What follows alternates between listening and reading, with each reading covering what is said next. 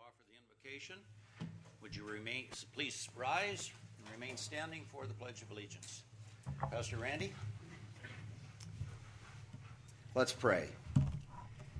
Dear Lord God, creator and ruler of heaven and earth, on this day after Labor Day, we pray for direction and success for the work of this county board.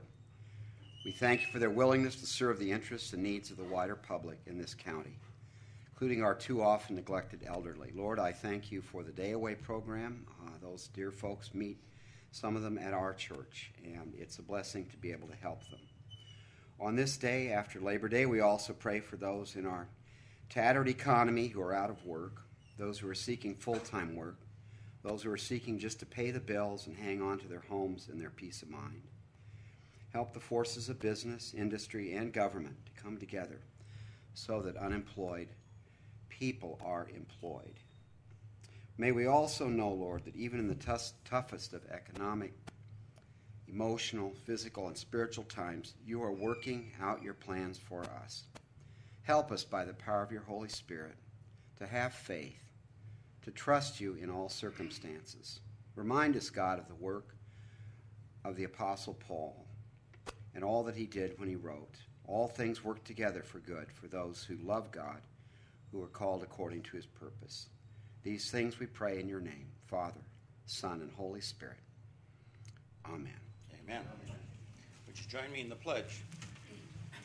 I pledge allegiance to the flag of the United States of America and to the republic for which it stands, one nation under God, indivisible, with liberty and justice for all. Be seated. We're going to do a roll call, and then at that point I'm going to call upon the sheriff. You probably can hear in the background we have some anxious participants. You could hear our canine back here anxious to get in front of you, and we're going to call on the sheriff and the canine unit for recognition. But first we'll do our roll call. Let me indicate that it's not so much of a consequence here because we don't have a motion. But later on when we get to any motion that is going to call for a vote, please do not touch your remote buttons until the chair calls for that. We've discovered that that's what's causing the impact at Cindy's end because she needs to record the motion and the second, and then when the chair calls for the vote, then everybody push their buttons and it'll make her job easier and we won't look so disorganized when it comes out over cable TV. So at this point, please record your attendance.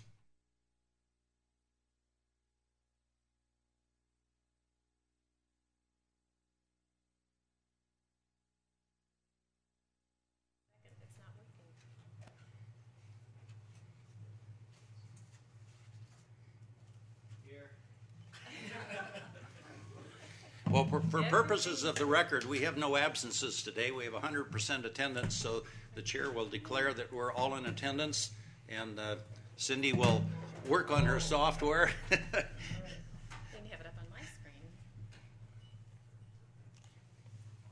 So sorry after that little speech.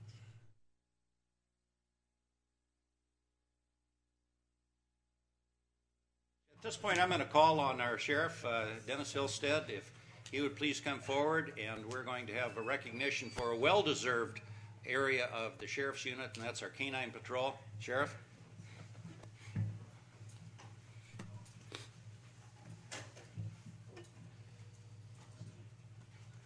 Is in progress.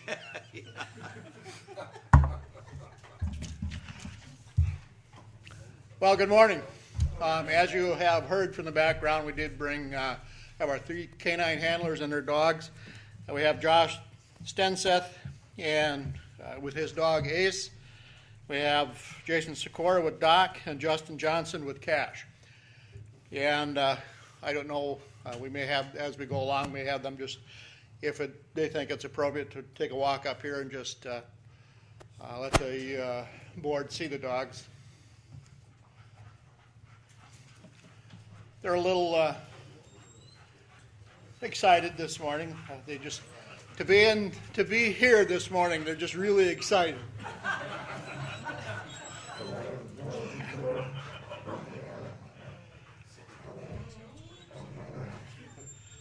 Well, And I don't really feel that way, okay?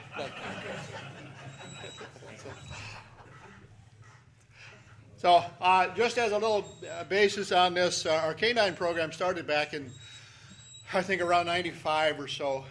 Went through one canine and made a couple of changes. We ended up now with 3 canine officers, 3 canines. All of the money used to purchase the canines and to maintain them right now is primarily from donations that come in, and some of it comes from our confiscated asset fund to pay for vet bills and food. But a lot of it is donated. A lot of the vets donate their time, and there's a couple of the bigger box stores that donate food and products for them.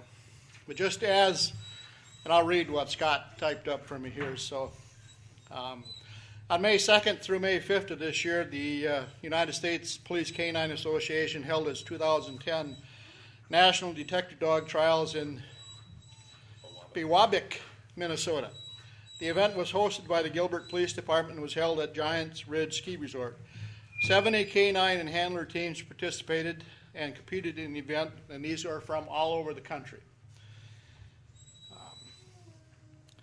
And this for the national certification and awards presented to the top placing participants. Among those participating were all 3 of our canine handlers and their canines. The deputies Stenseth, Sikora, and Johnson, along with their dogs, participated in the trial.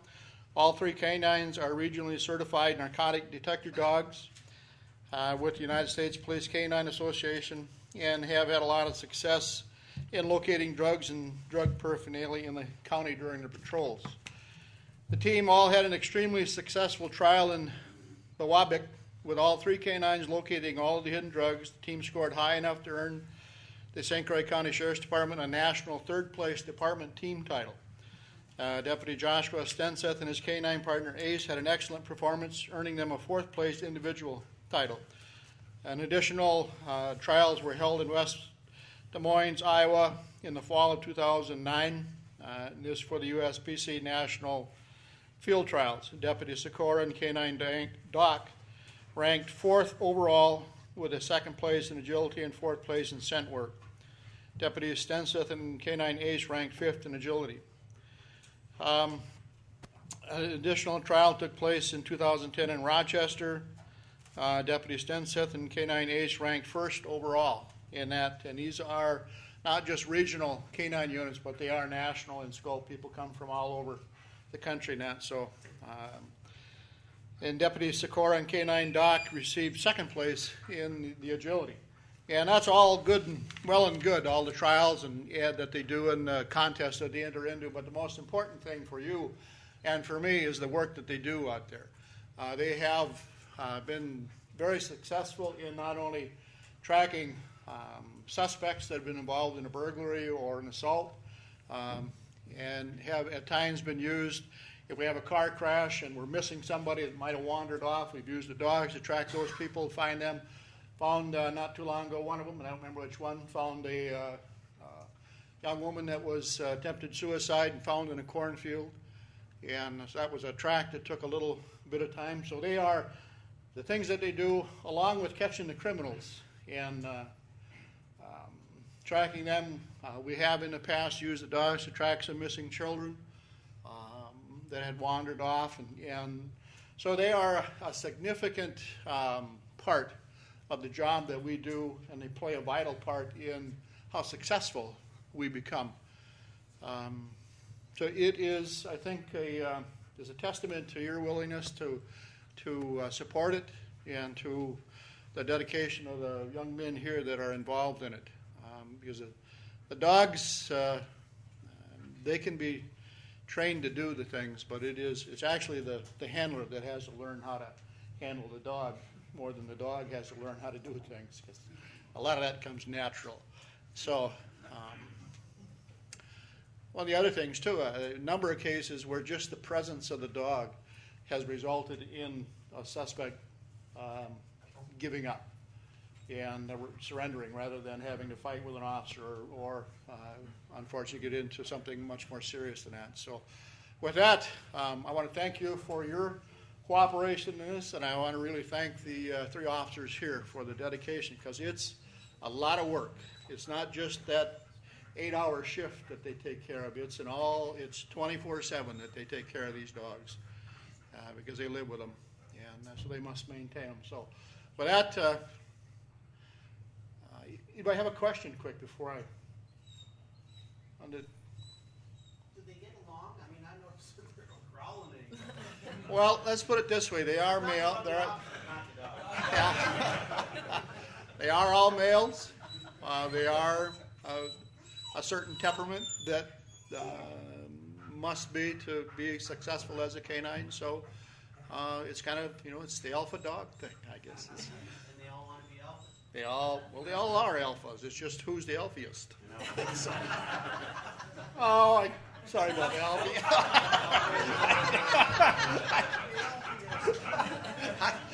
I didn't even think of that when I said that, but all right. So, if nothing else, thank you for your time. Thank you, guys. Sheriff and gentlemen, I thank you very much. Before anyone claps, I was going to ask if applause is appropriate. Is it going to startle the dogs in any way? Is that fine? In that case, we thank you.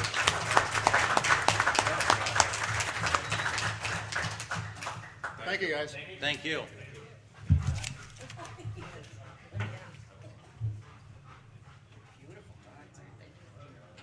I'm wondering if, on an ongoing basis, if we might have an officer and a canine present. I observed that during that presentation, the decorum of this room was very attentive, and there were no sudden moves. And so that might be an appropriate way to conduct our meetings in the future.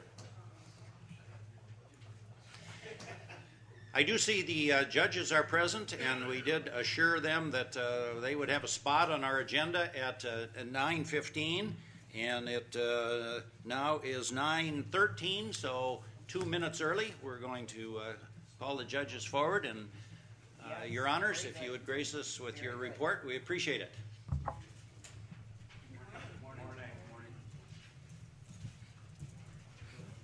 Getting to follow the dogs, I'm not sure what that says, but I'll tell you exactly. yeah, you can make your own conclusions.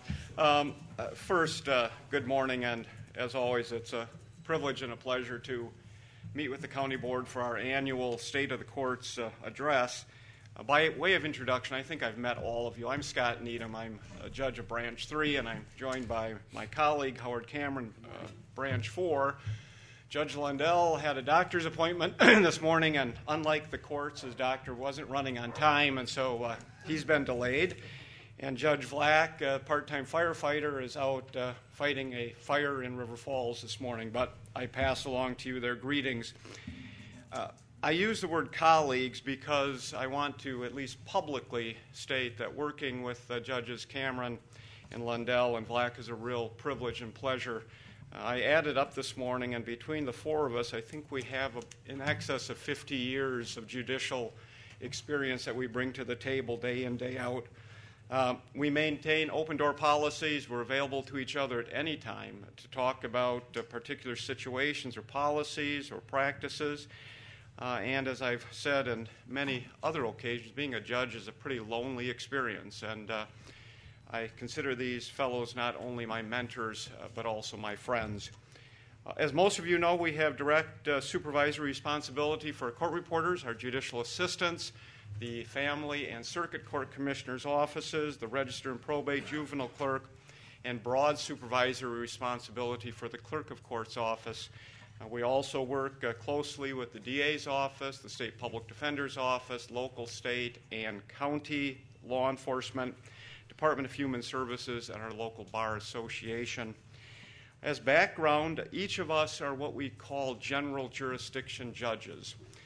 And given our current system, we each have 1/4 of all case types that come into the county. So we each have 1/4 of all civil, criminal, juvenile, traffic, small claims, civil family cases.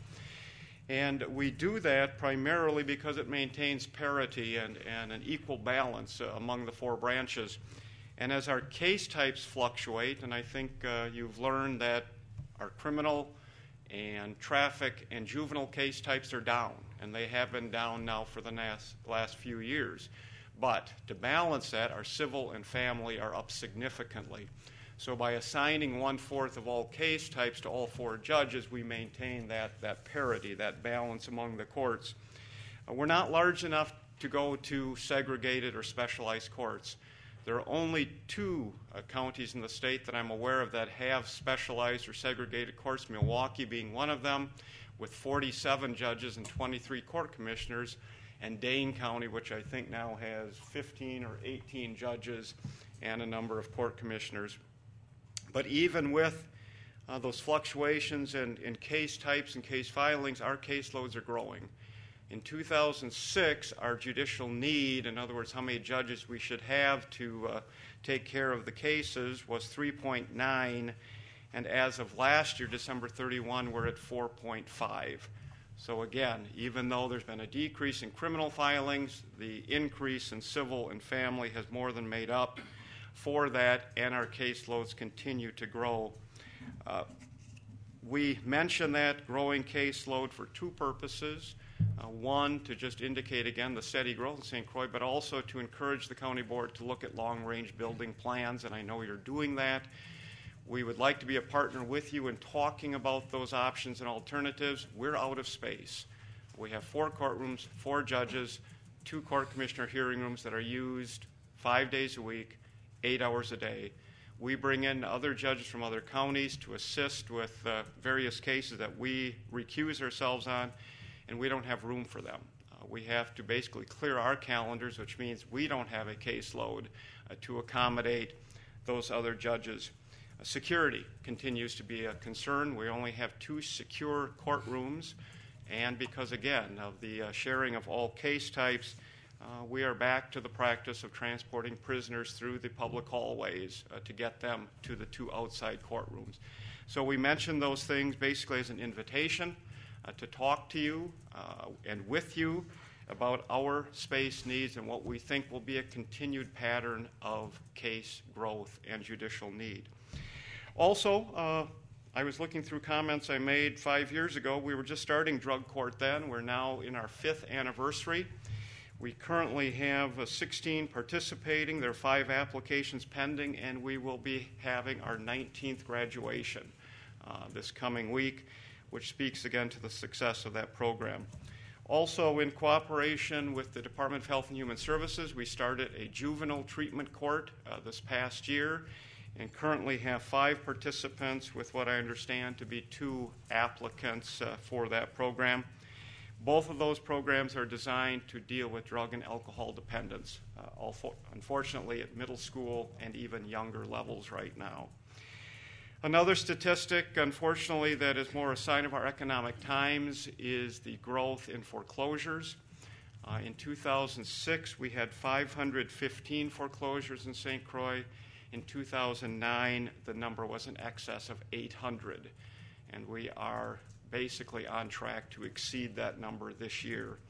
We lead the district as well as the state per capita in foreclosure filings.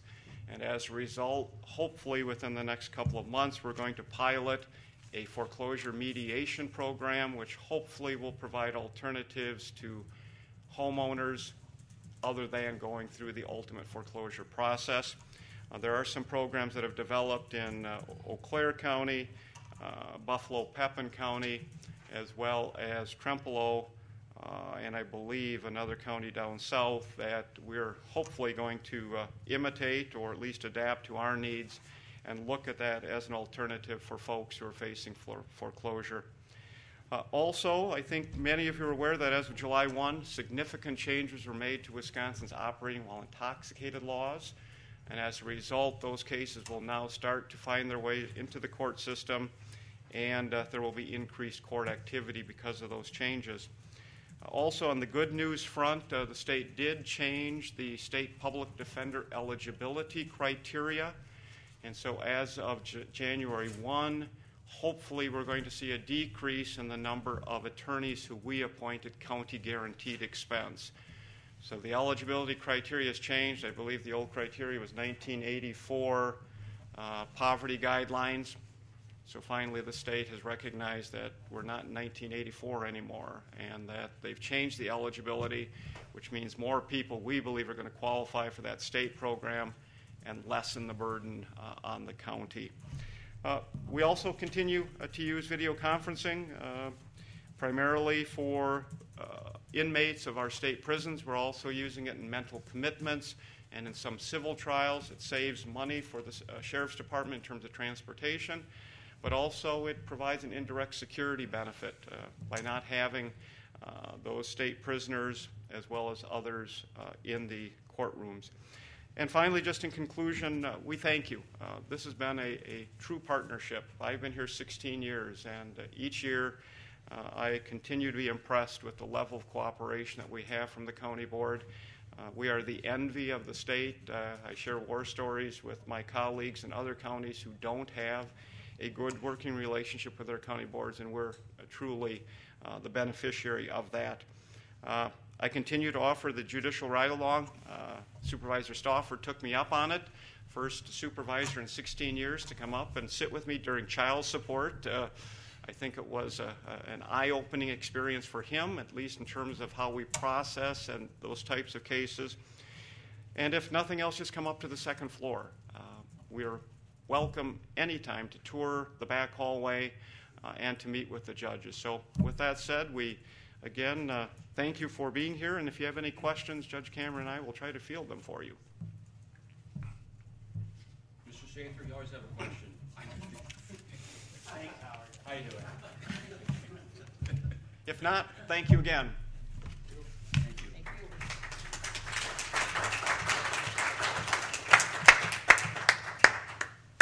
Very nice, judges. My name is Steve Dunlap. I'm the Family Court Commissioner here in St. Croix County. And I'd like to be here today, and I certainly want to reiterate what Judge Needham said. Please, come up.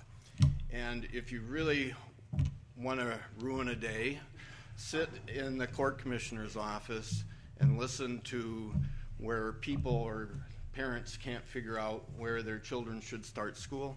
I had a number of those hearings this last couple weeks. Or where their children should live.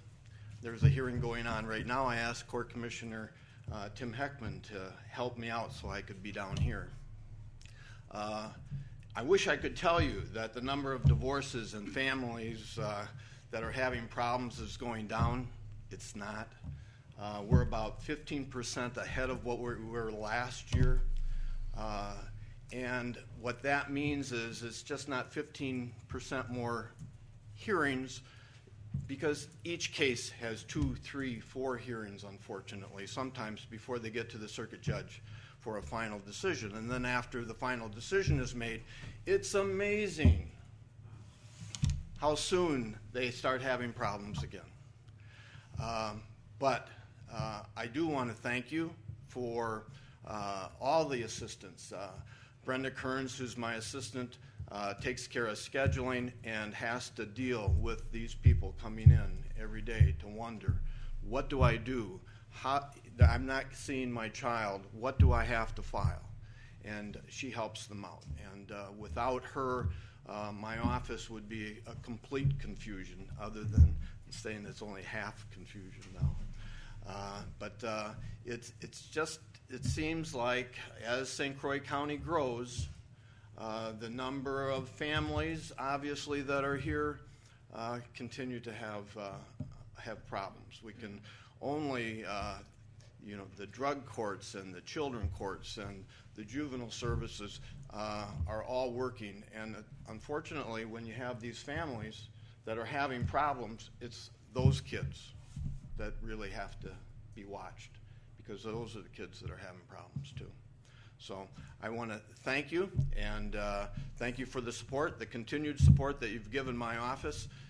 It's, as Judge Needham indicated, it's rare in talking to family court commissioners from around the state how much input we can get from you as the county board and how much that helps us. So thank you.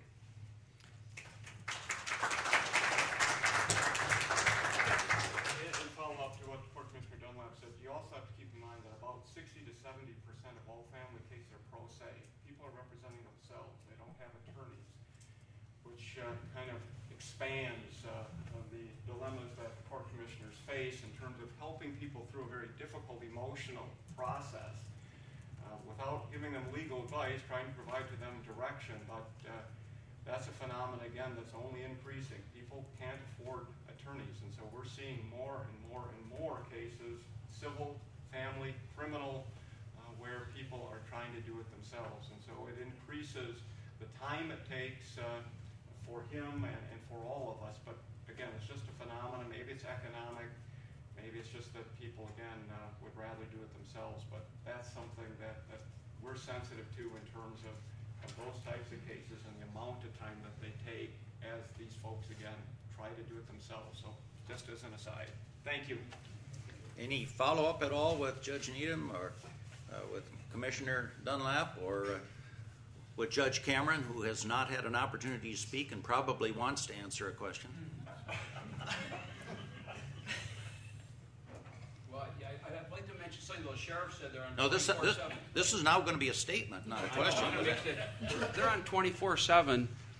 This weekend must have been busy. Judge Needham was signing papers. I signed 2 search warrants. One was, I think, 12:30 in the morning, Monday morning.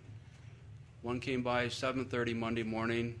Plus, they have, after 48 hours, need to hold them. You want to keep people in custody, sign what's called Riverside. So they bring up that paperwork.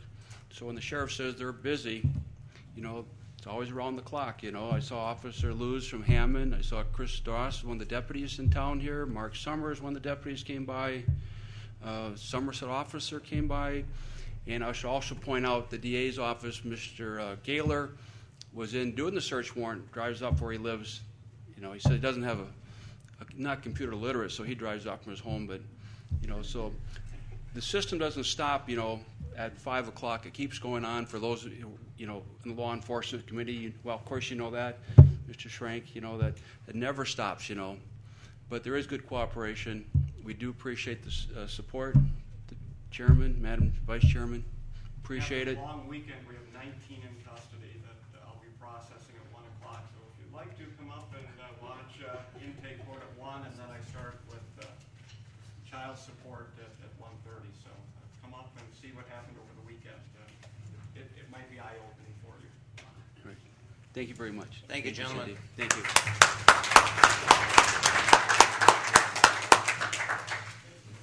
Supervisors, I'll direct your attention to the committee and department reports. There are in front of you written reports from the Clerk of Circuit Court.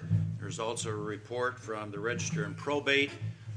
There will not be oral reports from those 2 areas, so I direct your attention to those written reports. Take them with you. Please read them. Work has gone into them in their preparation. And this would conclude our committee and department reports, with the exception that at the conclusion of our agenda, I do intend to call on the chair of the Administration Committee for a brief report in terms of where we're at in our budget preparation following the 3 days of budget hearings. So at this point, we will return to our agenda, and I will call on our administrative coordinator, Mr. Whiting, for his report.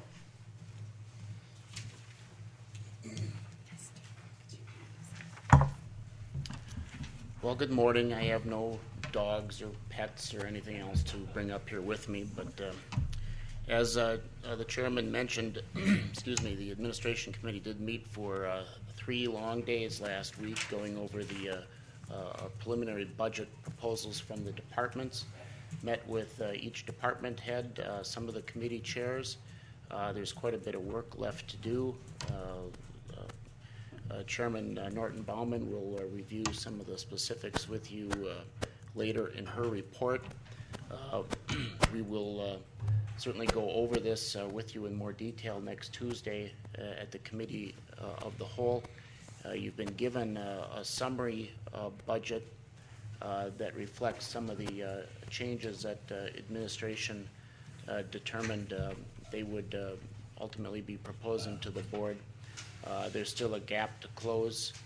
I believe there's also a sheet there that reflects some of the specific changes that the committee considered last week. One thing that we generally get told in August, you probably saw the report in the newspaper, is our equalized value for the county has gone down. In fact, it's gone down by over 7%, which is the second largest drop in the state. And this is kind of reflective of the nature of our economy here in the county. Much of it is residential based. When we were growing, we were always in the top 2 or 3 in the state. And now, as the economy has taken a hit, we're seeing that on the backside. These are 2009 figures, so we would expect some continuation of these kind of decreases in the next year or two until the economy starts turning around. There is a lag in these figures. You'll see it in the budget more from as a reflection in the mill rate, which will be the number of the levy dollars per $1,000 with a valuation of a property. So it's almost impossible for me to tell you at this point that you won't see some sort of an increase in the mill rate. We'll discuss what the actual levy is later, but it's going to be very hard to overcome a 7% decrease. Other things for next Tuesday at the committee meeting of the whole, we will have Bob Moore, who is our investment advisor, come in from Colorado. Some of you have seen Bob's presentations in the past. He generally will give us an overview of economic conditions and what may be affecting the county, what kind of things we want to consider as we're doing our budget. It's kind of an overview. Some of it probably won't surprise you, but his ability to explain it is always interesting. We have seen, of course, a decrease in our investment return, and he can touch on some of the reasons for that as well. We'll also introduce Charlie Carlson from Carlson Detman. The administration committee has approved moving ahead with him to address and try to complete our classification compensation system. We're no longer going to be using Springstead, and he can go over how he will approach that, how he will work with the county, and he will, in fact, be meeting with department heads that day to go over some of their work. The rest of that meeting will be devoted to the budget, and we will have department heads on hand for that meeting. We'll try to summarize so that we don't have to spend 3 days going through it again, but try to get through it that day and keep it relatively crisp and make sure that we get feedback from the board as to a direction that you want to see administration take. A couple other things that are going on. We're in the middle of negotiations with at least 3 of our unions. We've had our first we've had our exchange of proposals and our first negotiating session with them. There will be some more. One of the things that we'll be talking about next week is the renewal on the employee health insurance, which is going to be a little higher than we had anticipated, and we will have to deal with that, but we will have our consultant up to meet with administration and the negotiating committee on Tuesday afternoon if any of you are interested in sitting in on that. We've also reviewed the status of the Building Facilities Planning Committee. Discussion at the administration committee about whether that committee actually was supposed to have expired at the end of the last term. Obviously, it's been meeting throughout the summer. The committee will work with that committee and try to clarify the future of the committee and the planning effort before the end of the year, and I assume report back to this board on that. Obviously, we're still in phase 2 of phase 3 of a 3-phase planning process, and we've got some important work left to do, but want to make sure that we're approaching it properly. So, anybody have any questions? Okay, thank you. Thank you, Chuck.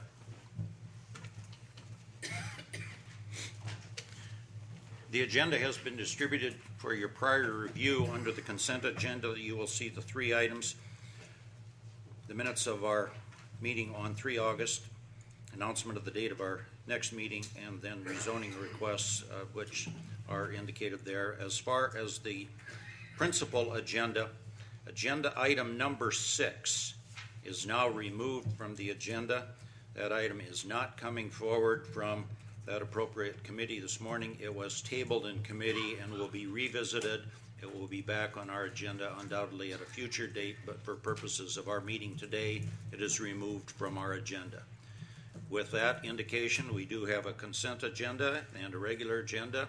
Chair would entertain a motion. What is your pleasure? Supervisor Hermsen? Mr. Chair, I request that item number 3 be pulled from the consent agenda. Item number 3 is pulled from the consent agenda.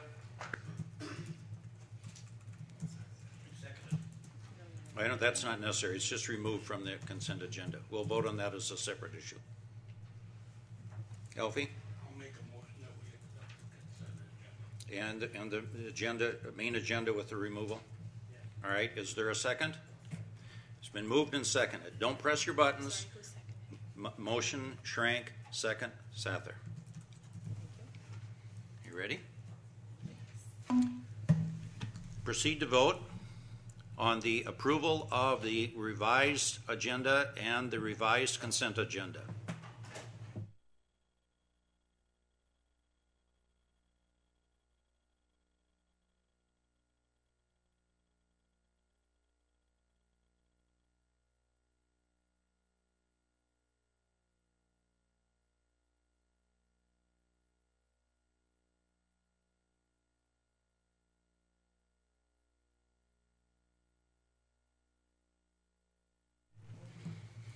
And the agendas are adopted.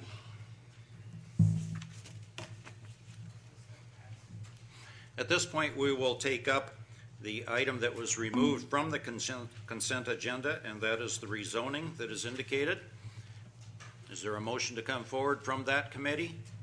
I so move. Is there a second? It's been moved and seconded. Discussion. Mr. Chair, Hermsen. I'd like to have our planning and zoning director, Dave Ferdozi, come forward and explain the reason why we pulled this from the consent agenda, if that's okay. It'd be nice if someone would.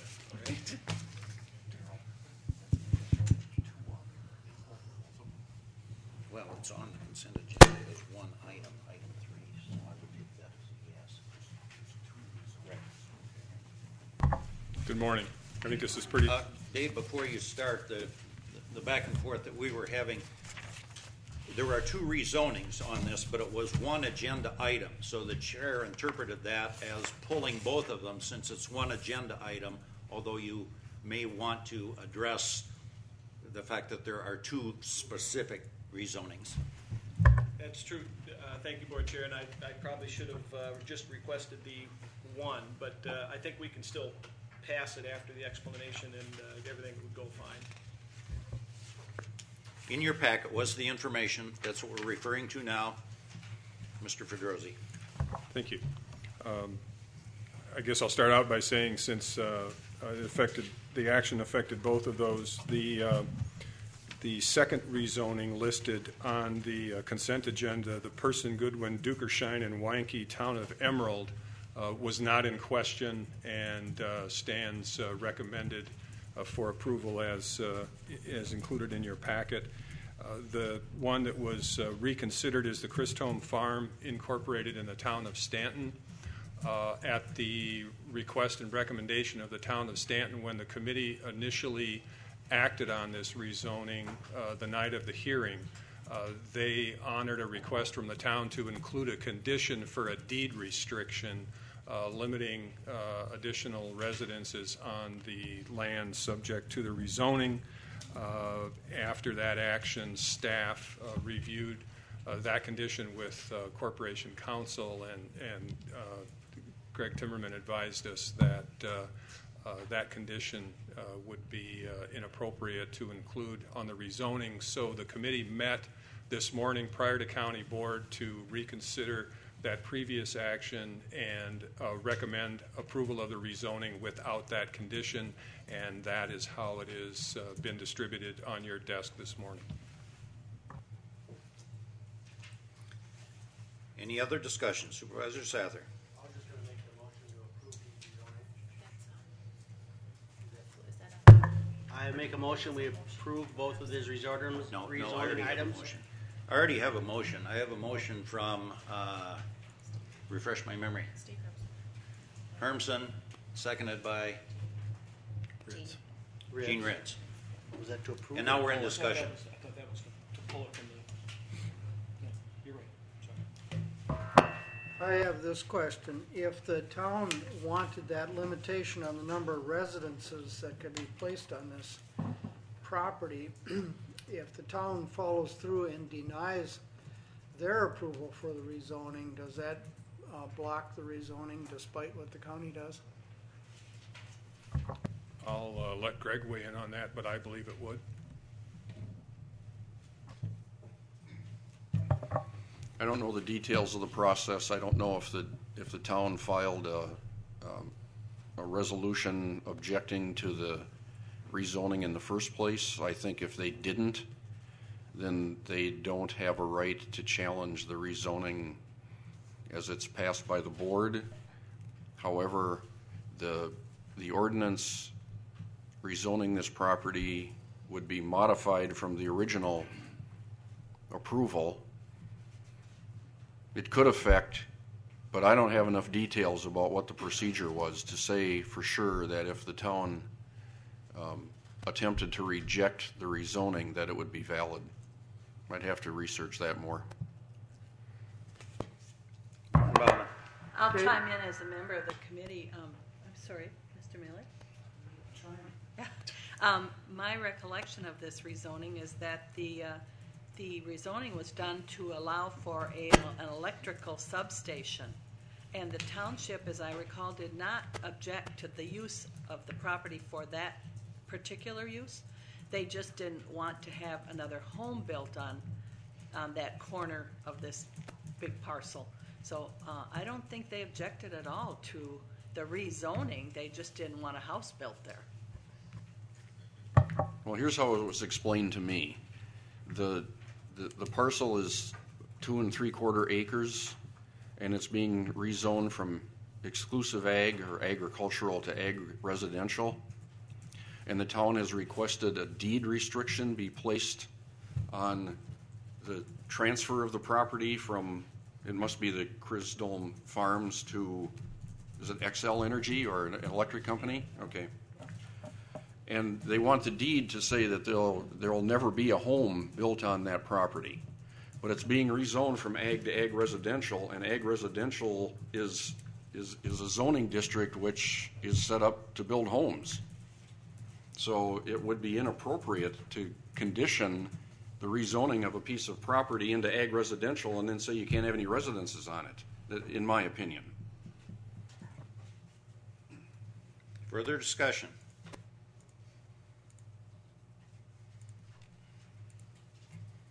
Hearing none, I assume you're prepared to vote. The motion that is... Jean would have to second up there, press second on your remote. The motion that is in... don't vote yet. The motion that is in front of us, motion from Hermson, second by Ritz, to approve the rezonings as indicated, which I think following the explanation you understand would not include a deed restriction, correct? Everyone clear on the motion? Proceed to vote.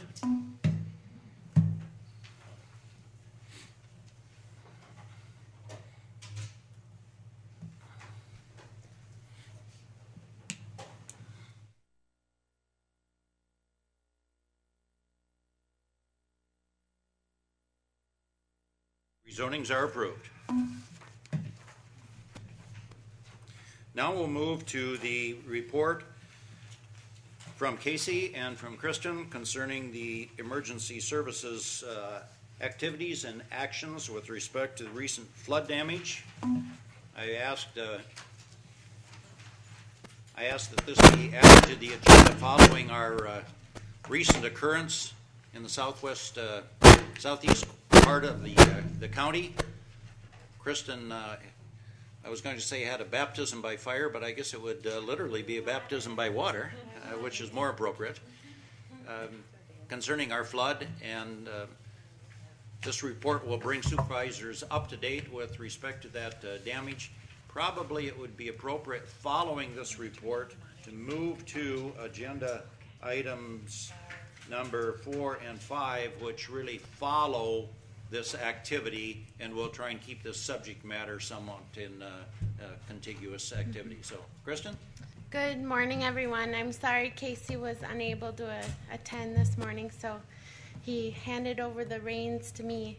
But it's kind of ironic that I met you for the first time last month, and now I'm doing a presentation for a flood disaster this month. So, overview: flash flooding occurred on August 10th and 11th. Late evening, the rains, we got anywhere from 3 to 8 inches of rain in St. Croix County. And dispatch got the first call at 11:59 a.m. stating there was water over the roads. And by 3 a.m., 40 people had been evacuated, and over 200 homes and businesses and local municipalities have been affected by flooding. The areas affected, 4 villages and 14 township areas. And we have a map of the county area that was affected by the flooding.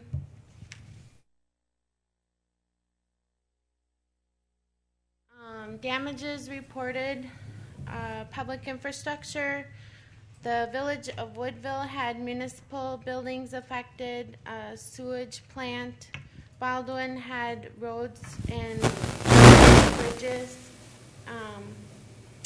The county had several roads, bridges, and also the Wildwood Park area was severely damaged. And then we also had damages to residential homes, property, and businesses. And I asked Commissioner Ramberg to come this morning to talk about the county-wide infrastructure damage because he's been putting in a lot of work, and his staff also trying to repair them. Thank you, Kristen, and I'll try to be brief. I'm the wingman, and a lot of the bridges were affected as well. I thought that we started with, we had 93 sites, and as of Friday, it's 95 sites, some just cosmetic. I think it was 3 or 4 bridge structures, but for the most part, the bridge, as you can see in County Trunk Highway N, the bridge itself is intact. So the design of the bridges held up to their design, and this was well over a 100-year flood.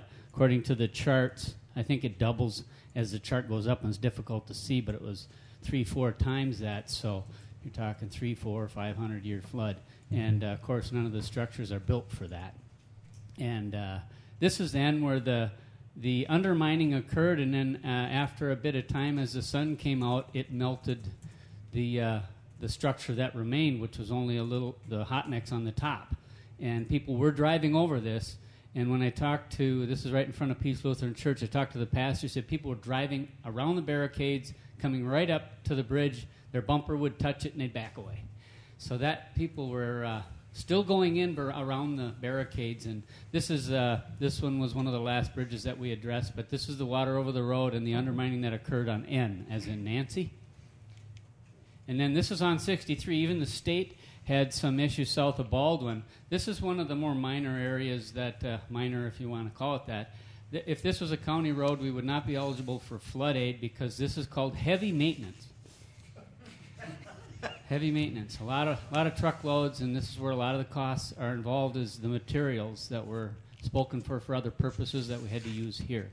Of course, that was a state road, and we'll be billing the state for those repairs.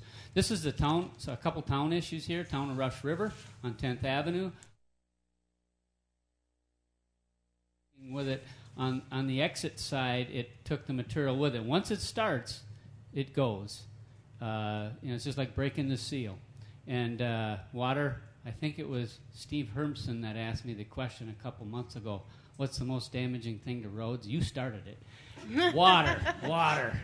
And here we are with the bridge remains intact and the debris that floated down along with it. Another picture of that. down of O'Galley. This was the undermining that took place on the back side of the bridge. And this you see at the top foot is still dry.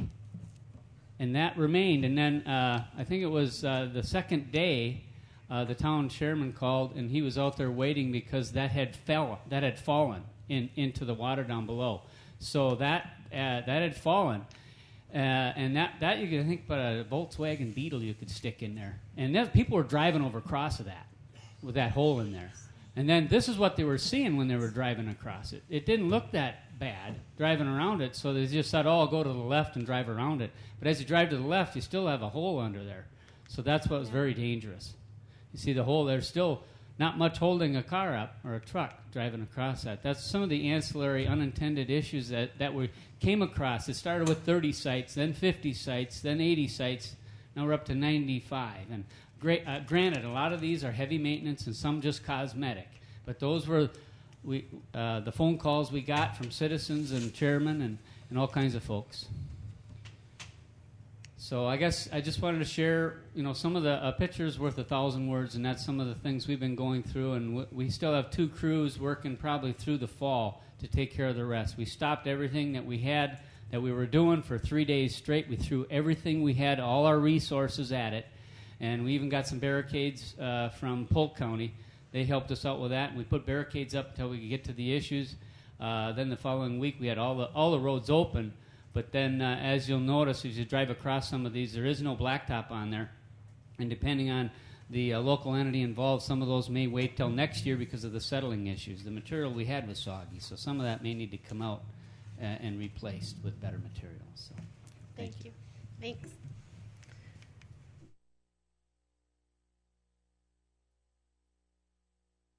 We only had 6 injuries, no deaths during this, because people traveling over these roads that have been washed out could have been severely hurt. So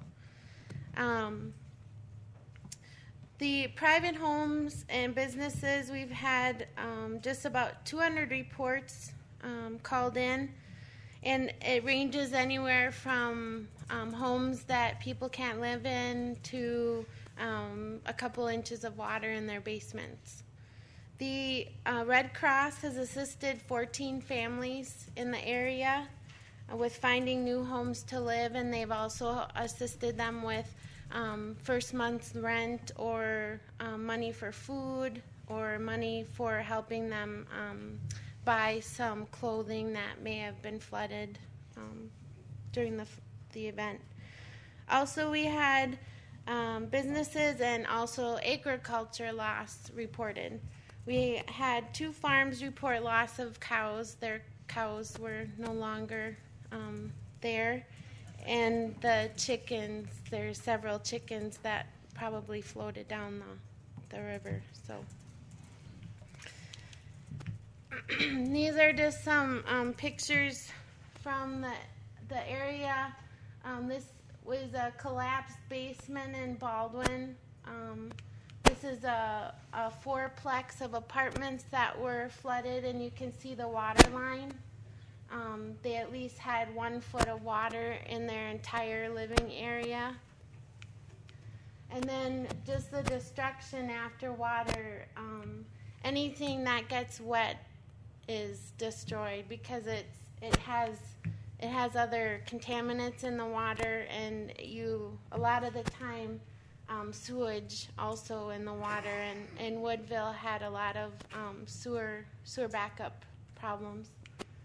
And then just water coming in everywhere. So coming in through the lower level windows, going down the walls, coming in from the drains in the basement backing up because the force was so much it blew apart the toilet and came back out. It was very, very forceful water. The actions that were taken, I was called out at 3 a.m. that morning and reported to Baldwin right away. We established Terry Anderson with Emergency Communications was in the office. Casey was was being notified, and also they brought in additional staff to help with calls.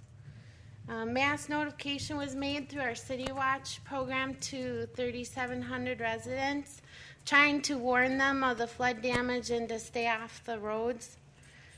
We met with community leaders early that morning, with the county, also with the villages, to try to pass resolutions of emergency declarations that basically throws up a white flag and says we need help. And then tried to work through the process with the community leaders to let them know what happens with a major disaster declaration and how what things need to go on. We've had weekly recovery meetings. We had daily recovery meetings after the initial onset, and now we've continued with weekly recovery meetings. The recovery is just beginning. A lot of people, we did damage assessments last week with the Small Business Administration, and a lot of people are making repairs to their homes, thousands of dollars. It's just, it's disheartening to see it, but they are making it through. They are plugging through. They're making the repairs to their homes and trying to get back to life. But it is a long process, and people need assistance. And I feel it's our responsibility at the county level to help them identify any programs that are available to them and make sure that they do get that information. So we have been trying to collect and submit further damage assessment reports, and I handed out one of those reports that we've submitted to the state of Wisconsin, and you have that. It's called the Uniform Disaster Situation Report form, and we can go over that in a little bit. Provide continual press releases through public information officer, and Lori Diaby, she was able to help from public health, and also Ed Thurman from public health came. It was very helpful to have those staff available and help us through the aftermath. Trying to disseminate information out to the residents about mold, because mold can start developing very quickly. Within an hour or two of flooding, mold can develop, and it can be very serious, depending what type of mold it is. So making sure that they have the correct products to clean with, and also ensure that they're doing it accurately and thoroughly, and making sure that they dry everything before they do any repairs. Also, the state of Wisconsin provided free water testing kits through public health and for people that have individual wells, because if their well was submerged, they should have that tested to make sure there's no contaminants in the water and it's safe to drink. And then we've been, after the American Red Cross provided assistance, they were done by the following Friday of the flooding, and so we had to do some transition into another voluntary organization that would provide assistance for people. And we found the Salvation Army, Grace Place out of Somerset. They were able to help with case management and also provide further volunteers to help us call residences to gather information, what we're gathering now for damage assessments. And then last week, like I said, we had the U.S. Small Business Administration came in on Thursday to conduct damage assessments with homes and businesses. What they provide is a low-interest disaster loan program that might become available if we meet the threshold. And the damage assessments went well last week. We had a lot of the communities help us find homeowners that had the most severe damage. We were able to view 27 major homes with major damage, and then an additional 17 homes and businesses that had minor damage.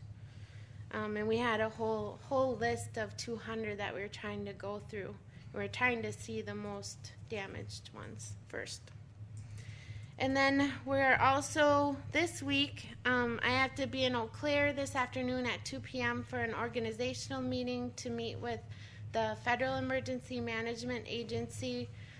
They will be coming tomorrow, Wednesday, to view damages that the county sustained to see if we could qualify for a federal disaster declaration for public assistance. And that program is specifically for damages that occurred in the county of the public infrastructure. And then we are also seeking applications for the Community Development Block Grant, and that is what is on the agenda today. For it's 100% grant funding, and it comes from the state of Wisconsin, and it is to help cover costs of repair to individuals' homes, residents, businesses, and also help the county cover any local share that we may have for any of the other programs that will be available. A lot of the other, the federal grant program has a 25% local share. Kristen, for public why don't you assistance. hold the specificity of that request when we get to it? Okay. And so if there's any local share, this grant program can help us with that. So we're also seeking funding from the Wisconsin disaster relief funds. There's 2 funds that are available for municipalities and counties, the county, and also the other Wisconsin disaster relief fund is for specifically for transportation, which will help Tim with all of his damages that he's dealt with. And then this is the final. We've had to transition from the Salvation Army now to United Way 211. For any referrals for people that have had flood damage, we ask that they call 211. And it's an information referral service for flood victims for the following items. And also we have an 800 number still available for people to report damages because we need to know. In September is Wisconsin National Preparedness Month, Wisconsin and National Preparedness Month, and we're trying to get out information to all county residents, employees to be prepared all year long. When winter storms, flooding, and severe storms are all things that people can do to get prepared and have things at home in case of an emergency. So we sent out flyers to everyone, and also trying to get them into the Chamber of Commerce's and the libraries, and just trying to get information out countywide. So, any questions? We can go over the disaster situation report if you'd like. And that might be appropriate too when we get to these agenda items. Okay. Thank you very much for handing that out. Okay. Any questions, overarching questions in the big picture from Kristen or from Tim with respect to the storm damage? Any follow-up, any comments? Anything you want to add, Tim, from your perspective?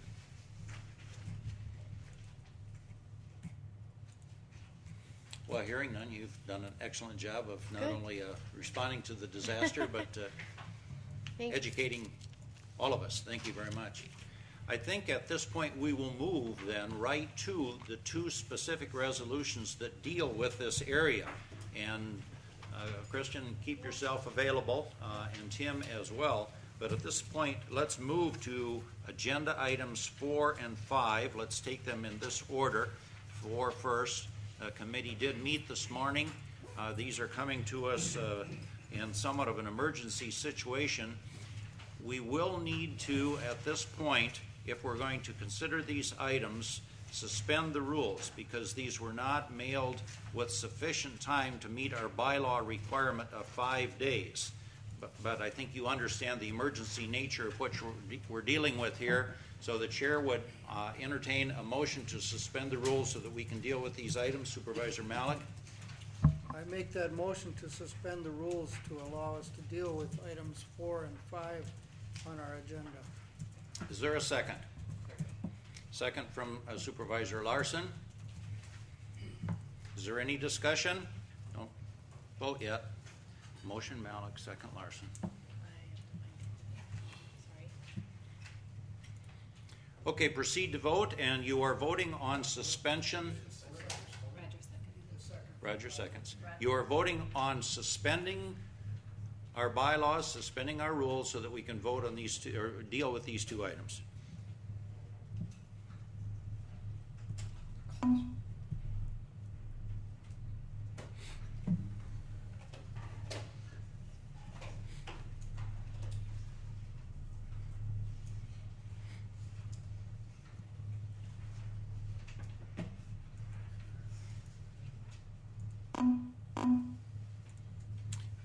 Fred is out of the room at the moment. Supervisor needed to disappear for a little bit. Okay.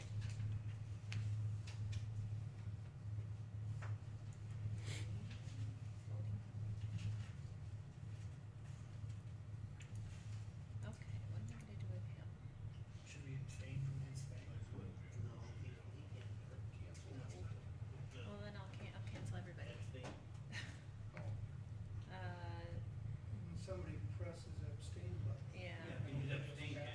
And I'll just note it in the minutes that. Yeah. I'll just vote for it. Thank you.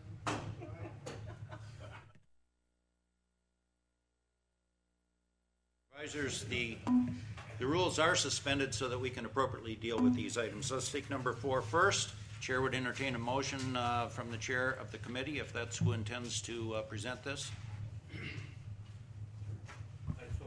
Is there a second? Motion Larson, second Rebholz. Don't vote, discussion. Any explanation that you want to give then, Chair Larson? Don't vote. Motion Larson, second Rebholz. Discussion. Supervisor Stauffer. I have an amendment for this motion. It would be in the be it further resolved, the second line, which is actually the last line of the page. After the word application, add a comma, and then the words for up to $2,000, and then another comma.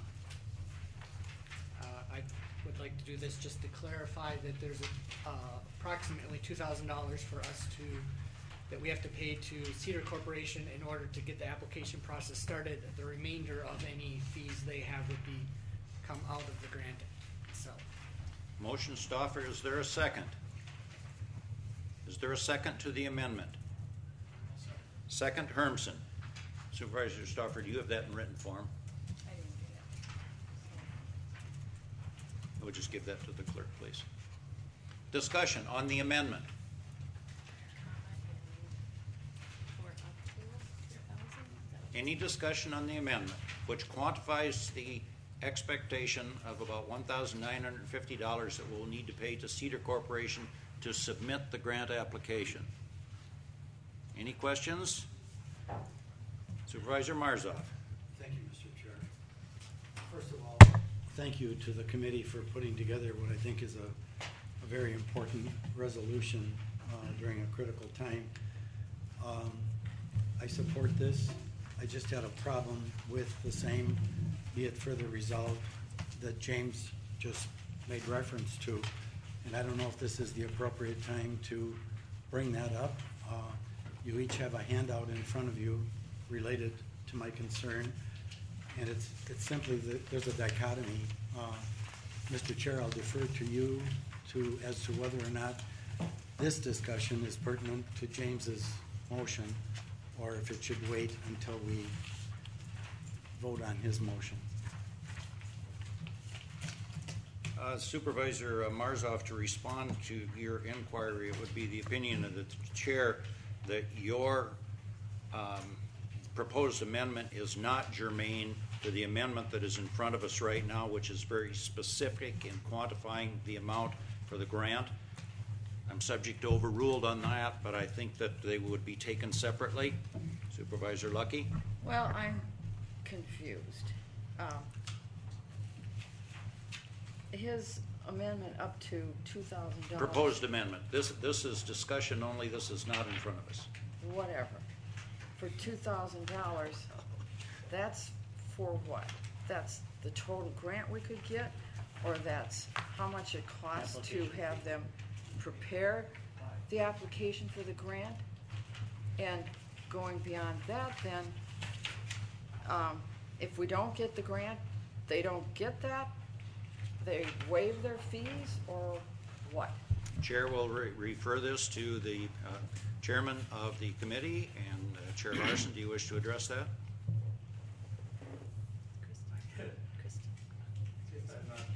And perhaps I'll have Kristen address that. This was covered this morning in your committee, which I sat in on. Yep. Thank you. Okay. The $1,950 is the estimate from Cedar Corporation that will cost to submit the application to the state of Wisconsin. I talked to them this morning after our committee meeting, and they said that is the maximum amount of the fee for the application, and that it could be less. It's based on how much information we have, and St. Croix County, we are gathering information that they will require for the application, so it could more than likely be less than $1,950 to submit the application to the state. Is that a state fee to submit it, or No. is that Cedar's Cedar fee Corporation for their administration, for their time, preparing? and preparing it? Yes. Okay, well then, assuming it's submitted, but we're denied, If we are denied, we will have to pay that amount that we had services from Cedar Corporation that prepared and submitted the application. But there will be no other fees in addition to this. and if it's approved, the fees for Cedar Corporation are what? If it is approved, the additional fees for the administration of the grant will be included in the grant funding we get from the state of Wisconsin. And what I was told this morning is, based on other grants that they've done with Pierce County and other counties, the state of Wisconsin adds an additional 5% to the grant amount for the administration of the grant. 5% fee. So That's added. $1,950 is the maximum that we could. That we will pay for any admission for the application. Okay. And, well, I guess one other question. Gerald stopped you before you finished discussing this whole grant business. Exactly what sort of things could this money be used to address?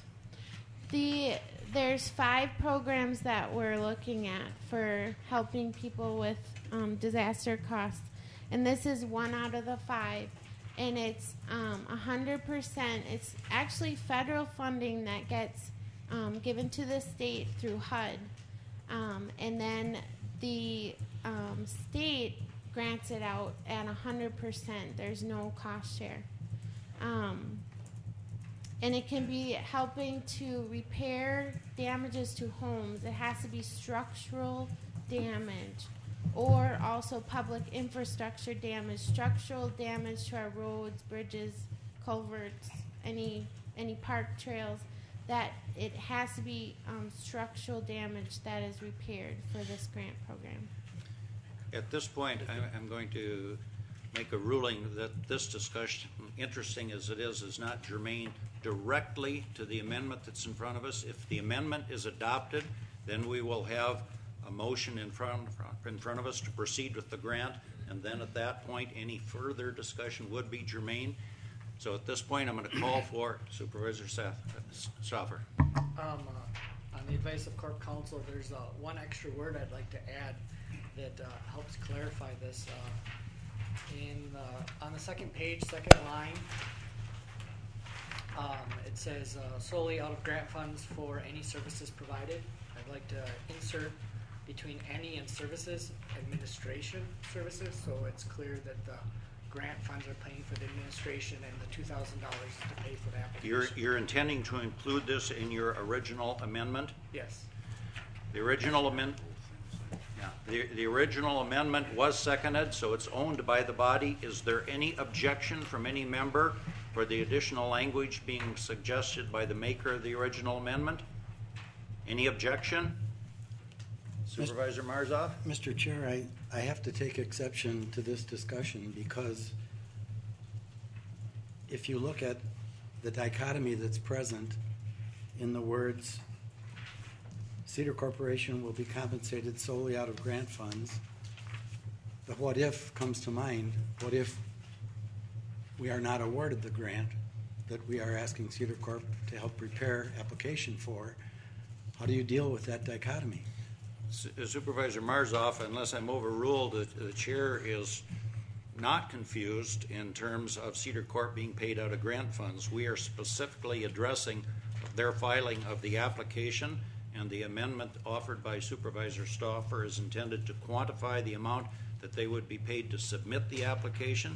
If the resolution which is authorizing submission of the grant, if the grant is ultimately approved, then at that point Cedar Corporation would be paid under the grant.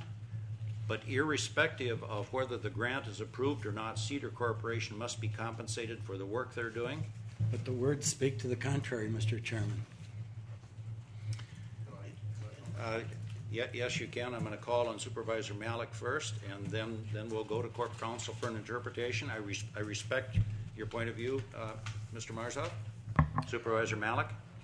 Mr. Chairman, there's another problem with the amendment that's before us, and that was pointed out by Supervisor Lucky. By putting the words for up to $2,000 after the word application, it implies that the application will be for a grant of $2,000, and that's not what we mean at all. The words for up to $2,000 belong after the word Cedar Corporation. So, my suggestion to the chair is that a recess would be appropriate, and the chair name Mr. Marzoff and Mr. Timmerman and Ms. Lucky and Mr. Larson and yourself to iron this out during the recess. That is entirely possible. It does not seem necessary in the opinion of the chair. If the body does not want the language inserted as indicated by Supervisor Stauffer, you can easily vote down the amendment. At that point, we have in front of us the motion to approve the resolution with no amendments whatsoever, and we can start over. That seems to me easier. Is there any objection to that procedure? Hearing none, the chair is going to call for a vote on the amendment.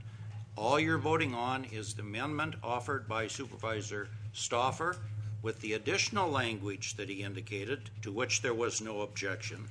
So the amendment that is offered to the resolution that's in front of you is to insert the language up to $2,000 at a point in the language that you may or may not agree with. That's where you're going to vote yes or no, and the indication on the second page of any administrative services. Clear? That's all you're voting on, is whether or not you want to include that language. Yes, we'll include the language, and then we have an amended resolution.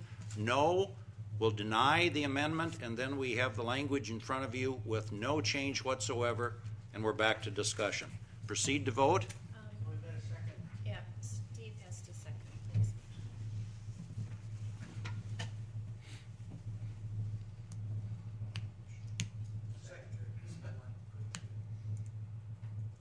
Okay, ready for the people to vote? Proceed to vote then. Where did you go, Robert? Why are you absent?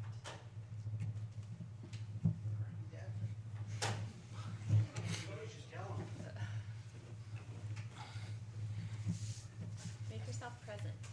Select present.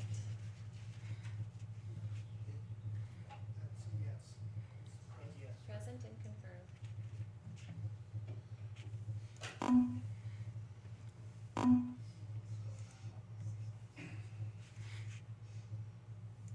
Oh, there you are.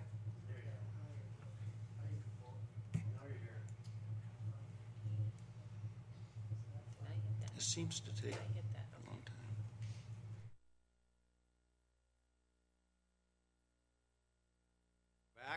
We're back to the original language that's in front of you. There are no amendments to this language whatsoever. Currently, we have a motion and a second to authorize the resolution that's in front of you. At this point, the chair would call on Supervisor Marzoff if you have language to add. Thank you, Mr. Chair. Again, I respect and appreciate the committee work that this resolution represents.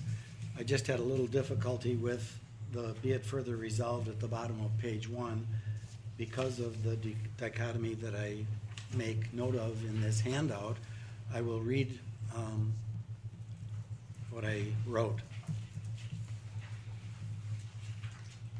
There is a dichotomy here in that, on the one hand, the words Cedar Corporation will be compensated solely out of grant funds for any services provided presuppose and imply that the grant will be awarded. Yet the words if awarded clearly suggest the possibility of that not happening. In that worst case scenario, therefore, Cedar Corporation cannot be compensated solely out of grant funds for any services provided, since no grant funds would have been received by our county. May I therefore suggest the following revision to the wording of this portion of the resolution. Be it resolved, therefore, that the Public Protection Committee is authorized to retain Cedar Corporation to assist in both the preparation of the application for the grant and in its administration if awarded.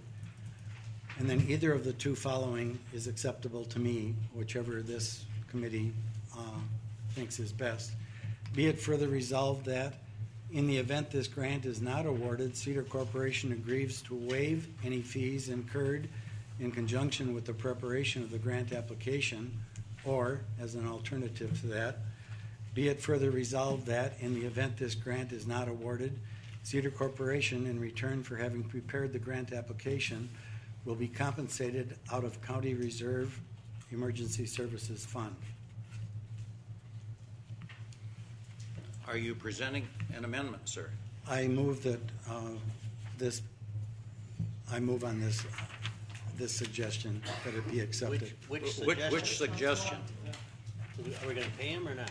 I think we got to pay him. Oh, absolutely. Okay, so the second one is what? So we scratched the waiver part. We don't want them to waive their fees? Why is that? Well, 1950 is what we want to pay. Oh, excuse me. Absolutely. Okay, strike that, and then let's go to the last paragraph, the four-liner, ending in the word fund. I'll second that. That was a motion you made, wasn't it? Yes. Chair apologizes for the sidebar that I was having, and Chair is confused which of the two alternatives was offered as the amendment. Okay. Paragraph, the final paragraph? I withdraw the first of the two alternatives that has 3 lines to it, and I request that we look at the fourth alternative, the 4-line alternative. Okay, and was there a second? Motion Marzoff, second Sather. Discussion. Just a couple of things from a clarification standpoint. All of the language that is referencing Public Protection Committee should not reference Public Protection Committee. It should reference Emergency Management Committee.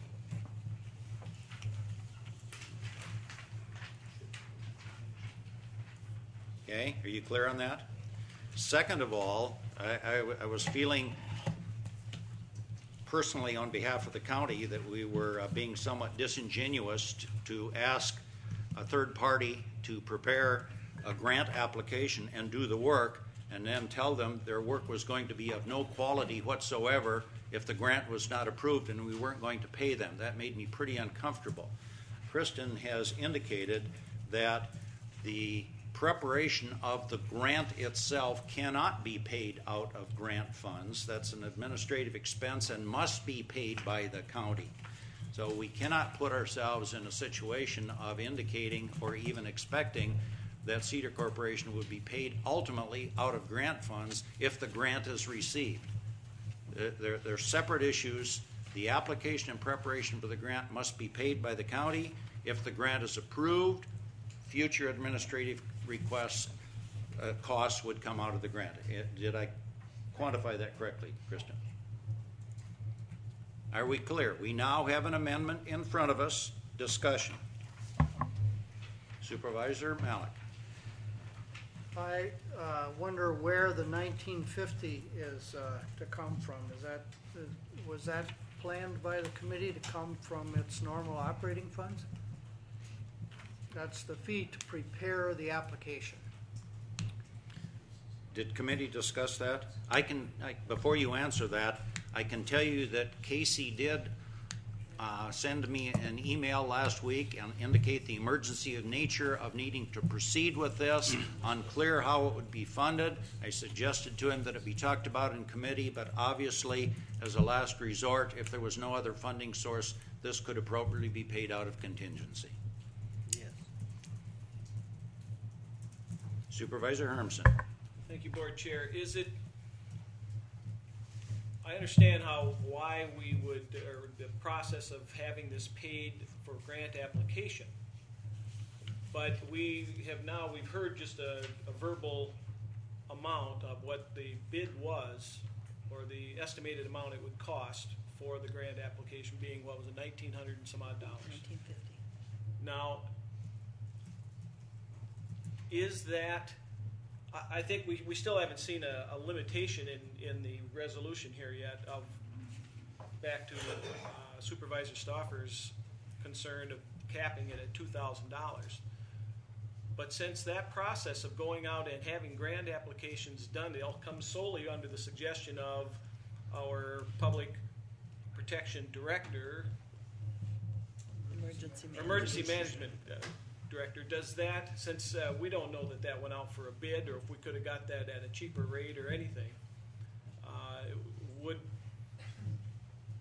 would it be wise for us to put a capped dollar amount in here as well? I think that got tossed. No, there is no cap. The amendment failed. At this point, Chair is going to turn to Kristen and ask her to respond to the supervisor on that point.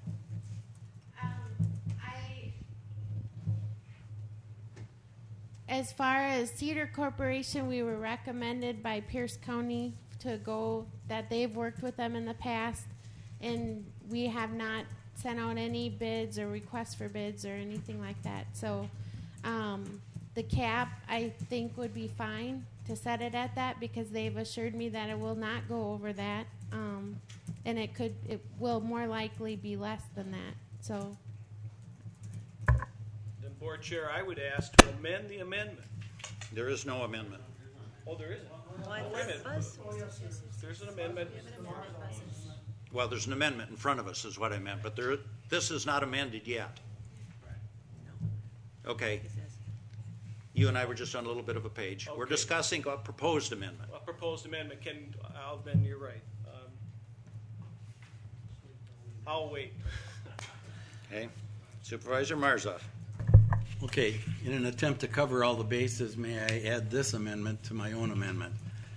Is there any objection from the body at this point? You own the amendment. It's on the floor. Is there any objection to the additional language? Perhaps you should read it first, then I'll see if there's any objection. Thank you. Go ahead. Okay, I'm under the words "or" as an alternative paragraph to that. Be it further resolved that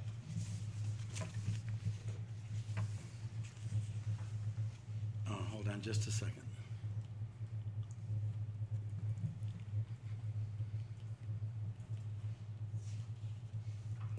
Okay. Be it further resolved that if this grant is not awarded, Cedar Corporation, in return for having prepared the grant application, will be compensated out of the county's reserve or emergency services fund. And if the grant is awarded, that Cedar Corporation, in return for administering this grant, be compensated directly from that grant. Can't do that. You can't pay it out of grant fund. I think you're unduly, Supervisor Marzoff, with all due respect, I think you're unduly complicating the resolution, the amendment that you have presented. I thought you were going to indicate in here at a maximum amount of $2,000 to quantify the grant. I thought that's what you were going to do. Mr. Chair, what I'm doing is referencing the original resolution where the statement is made, Cedar Corporation will be compensated solely out of grant funds. Now that seems contrary to what I'm being told at this point, that we can't compensate Cedar Corporation out of grant funds. So I'm wondering, how did this get in here in the first place? The preparation of the grant application cannot come out of grant funds.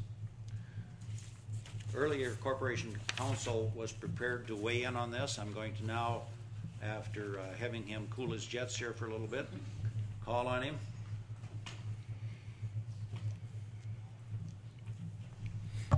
Well, the board has already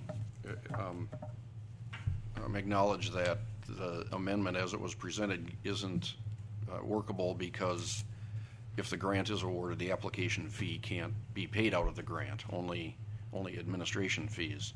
So if you'll indulge me, I'll read some language from the be it further resolved in the original and ask the body to consider amending the amendment to this. We're going to have our underwear in a knot here pretty soon. This would only be able to come forward as an amendment to the amendment at this juncture. Right. And I'm wondering if it would be appropriate to dispose of the amendment that's in front of us so that we're not confused where we're at. Right. The proposed amendment, and Supervisor Marzoff, with all due respect, would it be agreeable to you to take the amendment that you presented, which is the 4-line second alternative paragraph without the additional language that you were starting to read? Is that agreeable?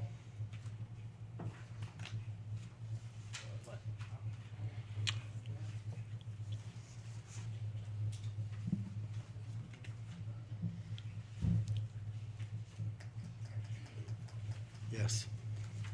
Thank you. The amendment that is in front of you is to amend, as indicated, the language that is in front of you in the resolution, the original resolution, by inserting the language that is written here, final paragraph, the 4 lines in red, as an amendment. No, that's not included. It's only this. It's only that. Which would then indicate that in the event this grant is not awarded, Cedar Corporation, in return for having prepared the grant, would be compensated in an unquantified amount at this point. The amendment does not address that. Chair is going to call for a motion, a vote on the motion that's in front of us, which is only the addition of this language. It's been moved and seconded. You'll proceed. That was an alternative. It's an either or. There's one up there that isn't part of the alternative. Supervisor Marzoff, would you clarify? Chair is under the opinion that you submitted as your amendment the 4 lines after the or as an alternative paragraph. Is that correct? Mr. Malik is correct. For clarification's sake, I did change the introductory be it resolved as it originally showed up on the resolution we downloaded from the internet. I downloaded from the internet, and which was then put on our desks this morning. So your amendment would be the first paragraph and the final paragraph. May I read it in its entirety then? I think we now see it, but yes, you can. But would you change the language Public Protection Committee to Emergency Management Committee? I did that, yes. So, okay. Be it further resolved that the Emergency Management Committee is authorized to retain Cedar Corporation to assist in both the preparation of the application for the grant and in its administration if awarded. Be it further resolved that if this grant is not awarded, Cedar Corporation, in return for having prepared the grant application, will be compensated out of the county's Reserve Emergency Services Fund. Are you clear now on the amendment? The amendment would be replacing language. It would strike the language where it says, be it further resolved that the committee is authorized. It would replace it with this language. Clear? Any further discussion? Supervisor Norton Baumann. I don't want to prolong this. I am concerned, though, that we have nothing in this resolution which indicates the total with which we will compensate Cedar Corporation for the preparation of this grant. Supervisor Sather. We have a tendency to dot I's and cross T's way too much. We've got an estimate of $1,950. Kristen, and it's probably going to be less. Cedar Corporation's been in business a long time. They aren't going to try to steal an extra $50 or $100 from it. We need to trust that Cedar's going to do it and compensate it fairly, and Kristen will make sure that it doesn't get exorbitant. And I think this is. We just need to get it done. The emergency nature of this, we don't need to postpone it or drag it any longer. I think we can trust that Kristen and Cedar Corporation will work together. Further discussion. Supervisor Malik. We don't have a fund called the county's Reserve Emergency Services Fund. We do have a contingency fund, but it's not clear that we need to use the contingency fund at this point of the year. A small amount like $1,950 might be absorbed from something else that doesn't come to pass, a travel expense or who knows what. And I haven't heard what the Corporation Council's proposal is. It is apparently a proposal to replace the whole, for want of a better term, the Marzoff proposal with something simpler that accomplishes the same results. I'm really perplexed to how to vote right now. Let's return to your point. All right, consider this. In the be it further resolved that the Emergency Management Committee is authorized to retain Cedar Corporation. All right, now here's where it doesn't change right now, but follow this. To assist in the preparation of the application for up to $2,000. And if the grant is awarded, Cedar Corporation will be compensated solely out of grant funds for any administration services provided.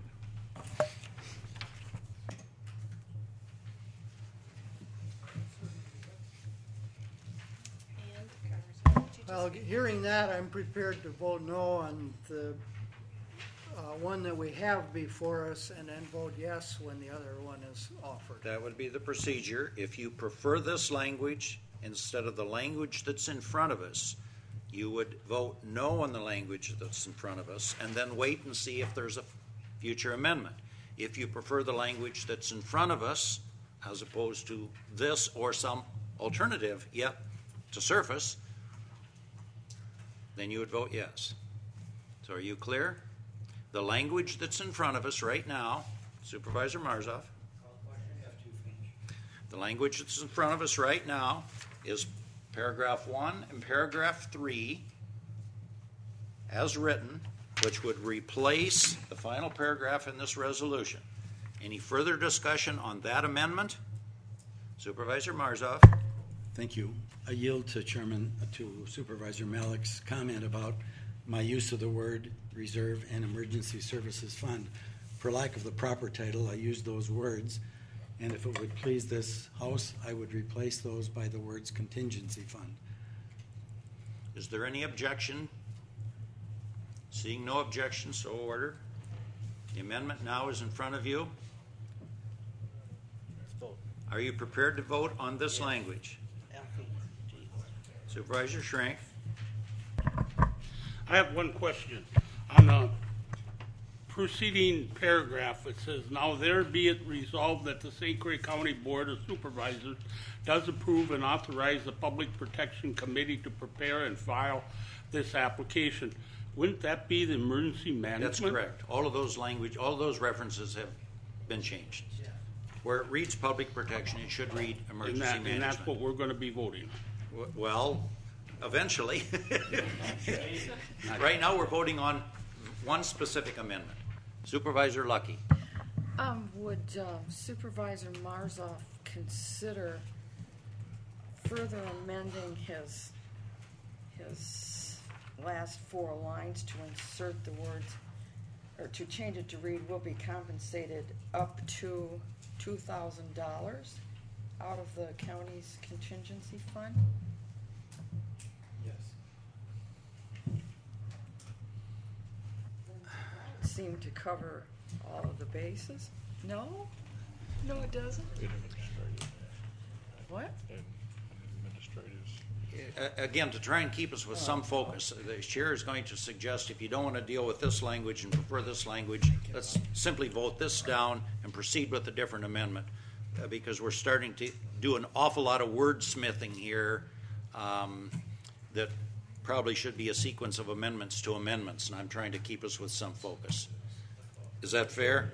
Mr. Chair, did I hear you say the words "vote this down"? No, I said if that's what you want to do. I'm not telling you how to vote.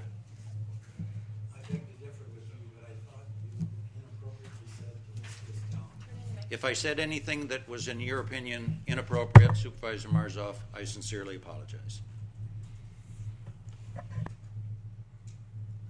Are you ready to proceed to vote? Chair senses that you are. You will now proceed to vote on the amendment that's in front of us, which is the specific language to replace.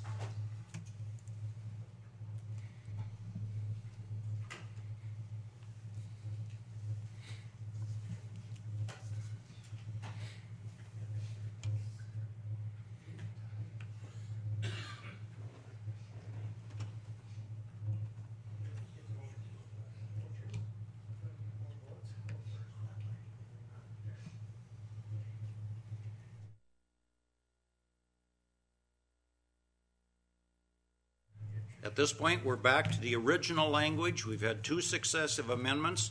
Both have failed. We are back to the original language as indicated. What is your pleasure? Supervisor Horn. I make a motion to accept corporate counsel's recommendation. Motion Horn, second Sather. And before you do anything else, I'm going to ask that language be specifically read so that we know exactly where we're at. Please read. Be it further resolved that the Public Emergency Management Committee is authorized to retain Cedar Corporation to assist in the preparation of the application for up to $2,000, comma, and if the grant is awarded, comma, that Cedar Corporation will be compensated solely out of grant funds for any administration services. Supervisor Lucky. When you put the words "for up to $2,000" after the word "application," it can make it sound like the application is only $2,000. No, the cost The of total, preparing it this- makes it sound like the grant is only $2,000 rather than, it doesn't make it clear that the $2,000 is the cost of assisting in the preparation. So it's almost as if up to $2,000 needs to be shifted to some other position in the sentence. Right after Cedar Corporation. Supervisor Yeah, that would Marzoff. do it. I just wanted to comment that was Mr. Mallett's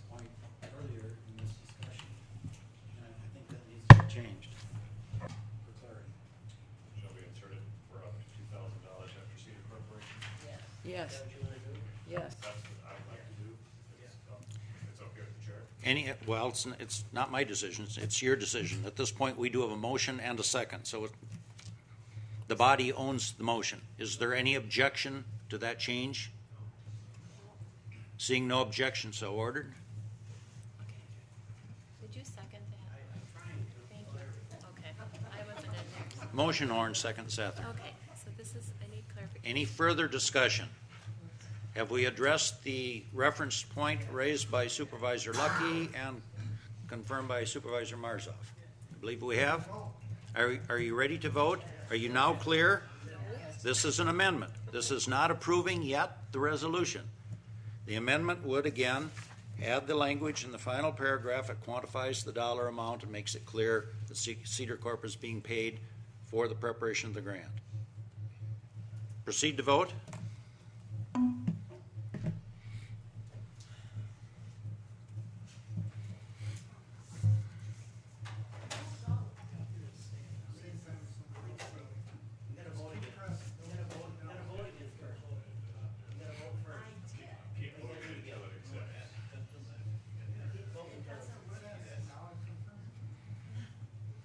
Everybody's okay with their vote?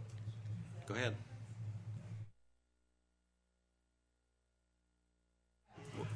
We're reaching some clarity, but we're not done. May I point out that this is an emergency?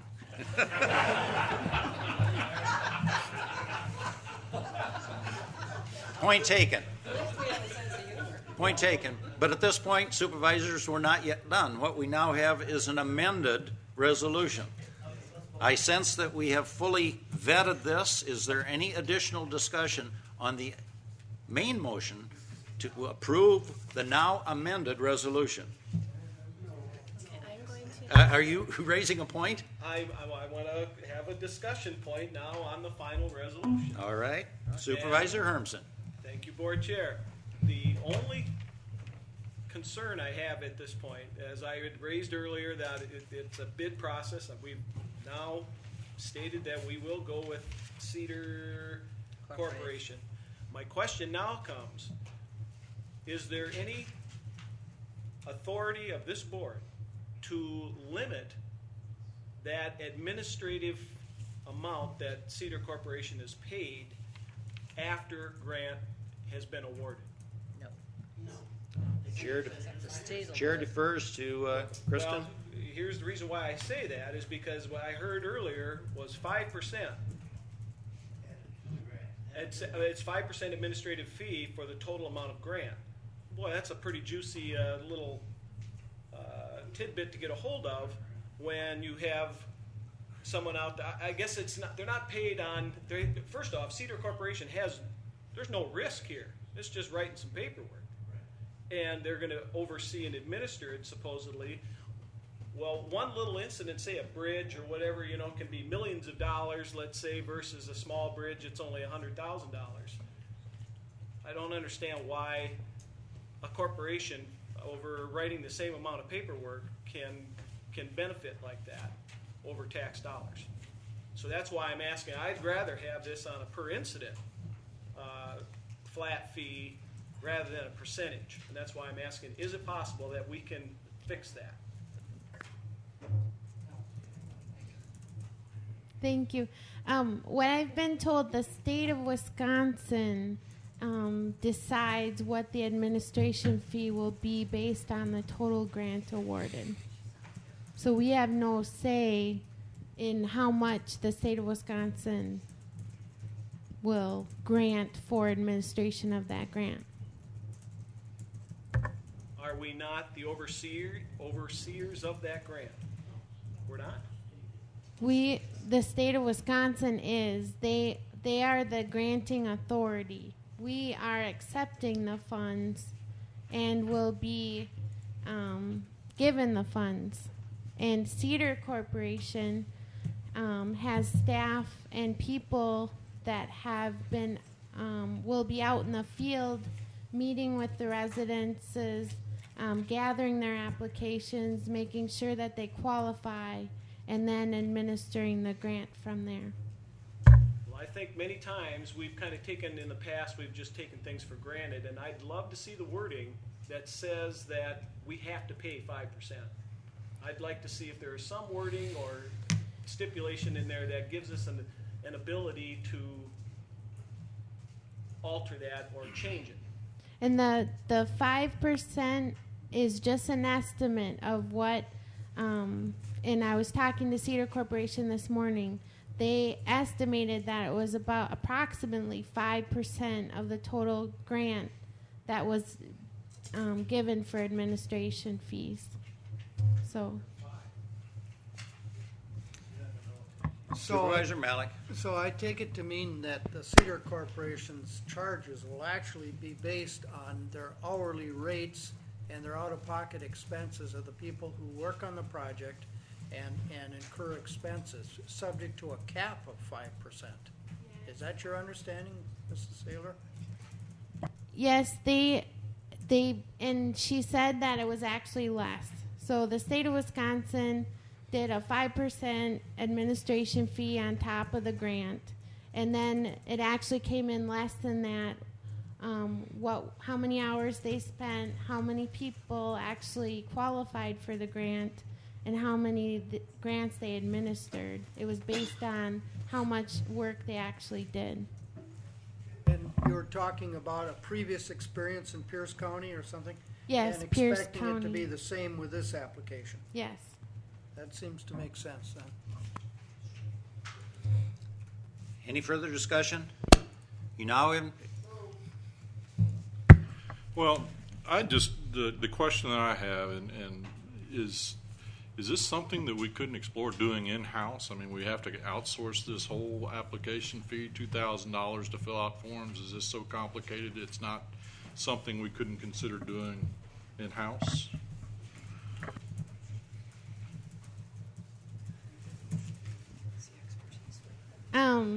Personally, I've done a lot of grant applications in the past, and I've got experience with that, but I've been overwhelmed with only one person in the office and dealing with the recovery issues and all the other programs that we're trying to apply for, that this is, and especially dealing with residents, that they're going to have to go out and have meetings with residents and go through the application process, that we would not be able to handle that in the county. Further discussion? Are you ready to vote? And we're voting now on the amended resolution. I'm going to have to put it back up there. I'm sorry? I have to put the original motion back up Yes. as it's amended. Yes, we're back to the original motion now as amended. Okay, don't vote yet. And then Roger Rebholz was the second. Roger, you were second, please. Yep.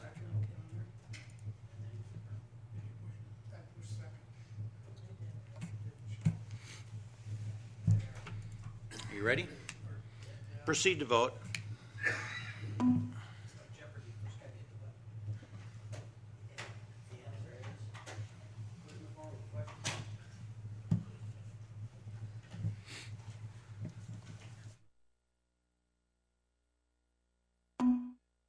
A while. Frankly, it took a lot longer than I anticipated it would take. And so even though the next resolution is somewhat germane to this and probably won't take as long, time is slipping away. Let's take a 5-minute break because I see a little bit of body language indicating it's time. 5 minutes. We'll be back and we'll pick up with agenda item number 5. Okay, let's call ourselves back to order. It should be quiet from now on because I see most of you eating pastries, so when your mouths are full, you probably won't be talking. Let's move to agenda item number 5, which does somewhat have an analogous attachment to the items that we had before. Chair will entertain a motion from the chair of the committee if one is forthcoming. Is there a second? Is there motion Larson, second Rebholz.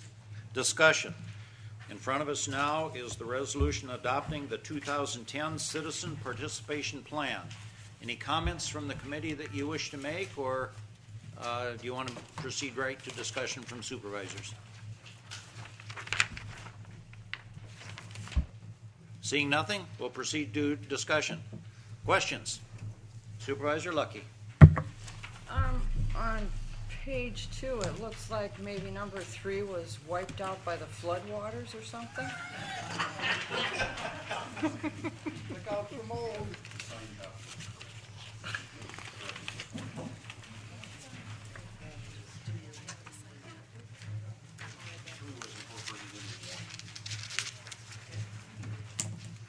Supervisor Lucky, the signed copy is correct. We're just referencing number 3 was incorporated into number 1, so there now are 2 bullet points, program oversight. Number 1, number 2, they read exactly like what you have here. Number 3 is just removed. It was incorporated up in number 1. And I have a second question. How much money is it contemplated that it's going to cost us to pay for interpreters?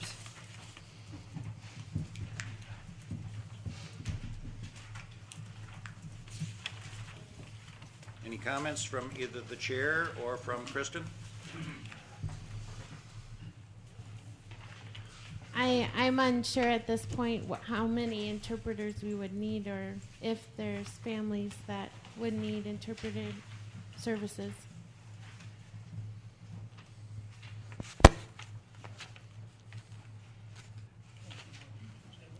Discussion.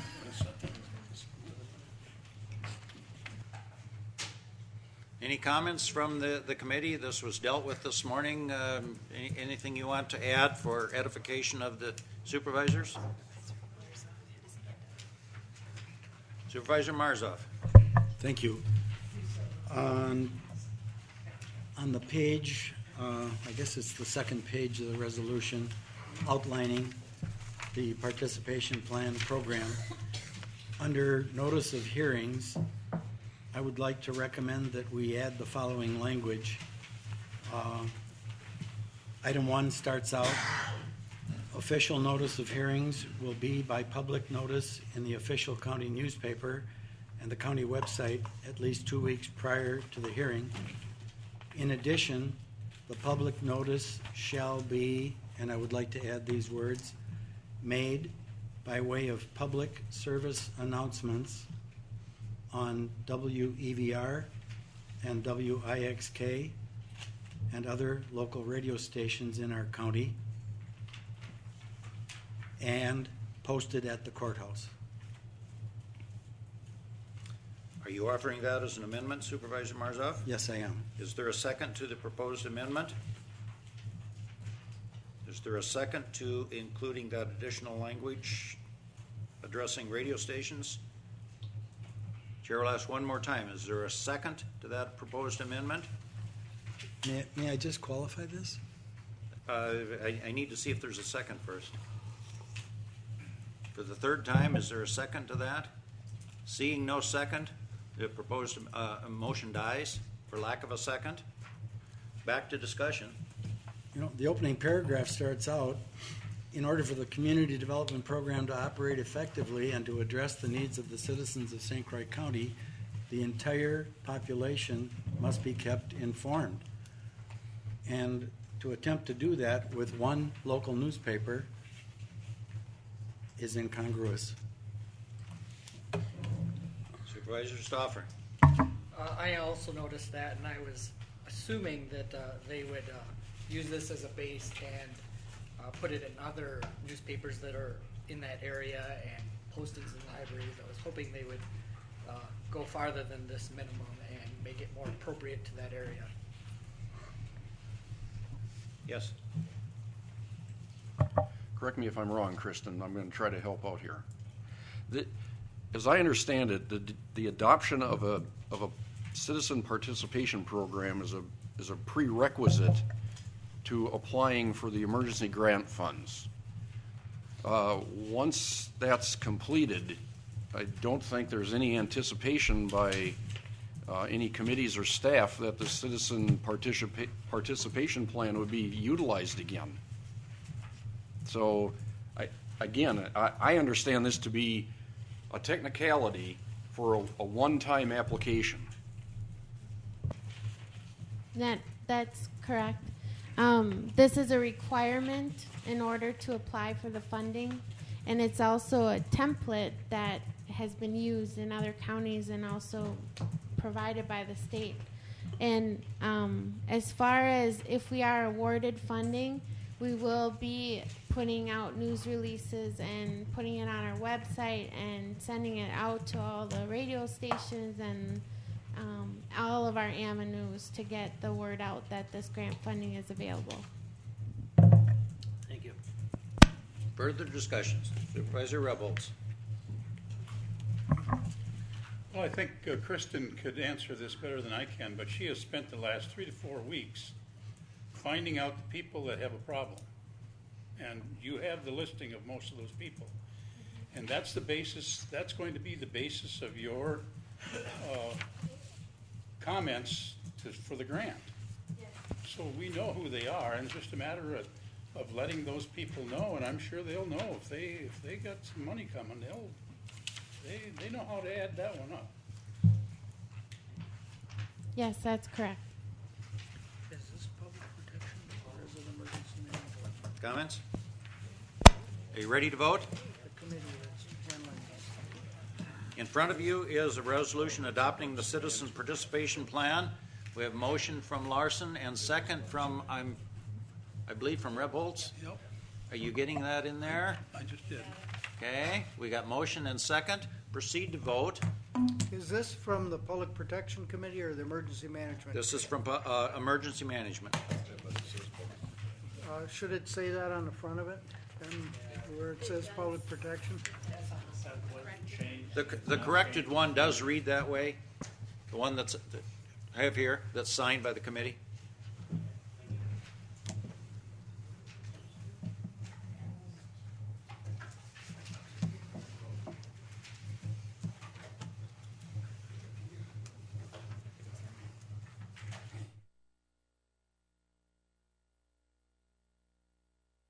Adopted unanimously. Agenda item number 2, resolution adopting litigation hold policy. You'll recall this was in front of us at our previous meeting. It is back. Is there a motion for approval? Motion Sather, second Ritz. Just a minute. Don't do anything.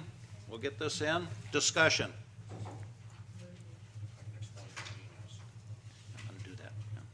Any discussion? Then I'm going to have Corp Counsel indicate what the change is. You'll remember this got into a underwear tightening exercise last time, and I think we've got it clarified.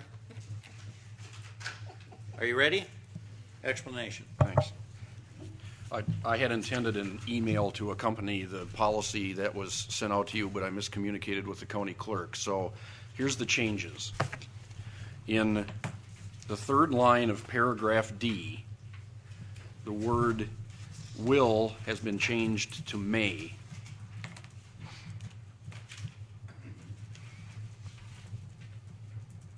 At the end of paragraph D, a sentence has been added, and it reads, "It may require a clone, parentheses copy, be made of files, folders, or drives to enable an employee to continue to perform job duties."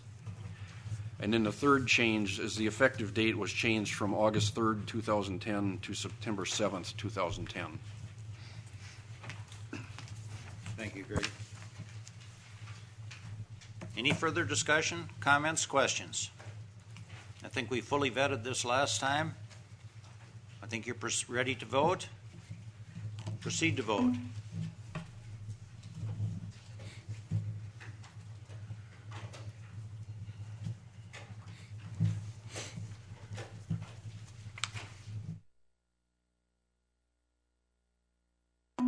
Unanimously. Thanks for your patience on this one, and Greg, thanks for your work on this. Agenda item number 3, resolution approving creation of a St. Croix County Land Information Advisory Council. Chair would entertain a motion. So move, Chair, to bring this forward. Motion Hermsen, second. Second Sather. Don't vote. Lauren, you want to record that? Get your second in there, Lauren. Discussion. Supervisor Lucky. At the very bottom of the first page where it talks about Sandy Gerke, it says she's being appointed for an initial term ending on May 31st, 2013, which is, give or take 3 years. And then it says, and thereafter a 2-year term beginning. So is it contemplated that we are, from the get-go, appointing her to 2 terms?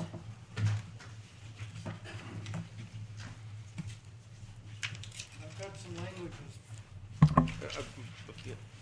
On her question, I'm waiting for a response from the committee chair. Supervisor Hermsen. Thank you, Board Chair. I'm trying to get that resolution in front of me, but as I recall, the appointments are for 3-year terms, and it was, am I right on that? It was a 3-year term? And Sandy was recommended to fill that portion for the Realtor requirement. Supervisor Malik. I noticed that if you look at where the same words almost exactly appear towards the end of the thing on the second page, there's 2 bullet points above the signature block, and there's Sandy Gerke's name again, and then it says, initial term ending on May 31, 2013. Any appointee hereafter in this category shall serve a 2-year term beginning June 1st. And I bet what happened is some gremlin in the computer omitted a few words on the first page that are present in the second page. And since when you pass a motion, the resolved part is what really counts. If there's a mistake on the first page, it's corrected on the second page. Does that make any sense to you, Steve? You see what I'm saying there? I'm trying to find it here, but I believe you. If you buzz. Oh, I saw that part in the back, yes. See, it seems to be right on the back, although it seems to be wrong on the front.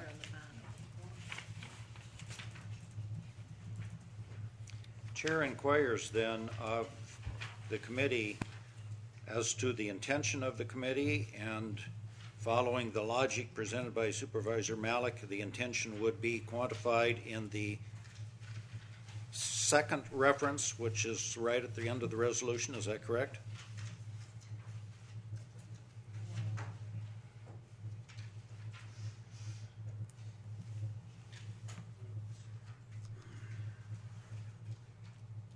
That was the question? Sorry, I guess I missed it. The intention of the committee is as indicated in the second bullet point toward the end of the resolution. That's the intention of the committee? Question? That is the correct, yes, that is the intention. Supervisor Lucky. Well, then it would seem that on the first page, you should just, put a semicolon after May 31st, 2013 and eliminate the rest of that sentence or phrase. Yeah. That would work. I'll second that amendment.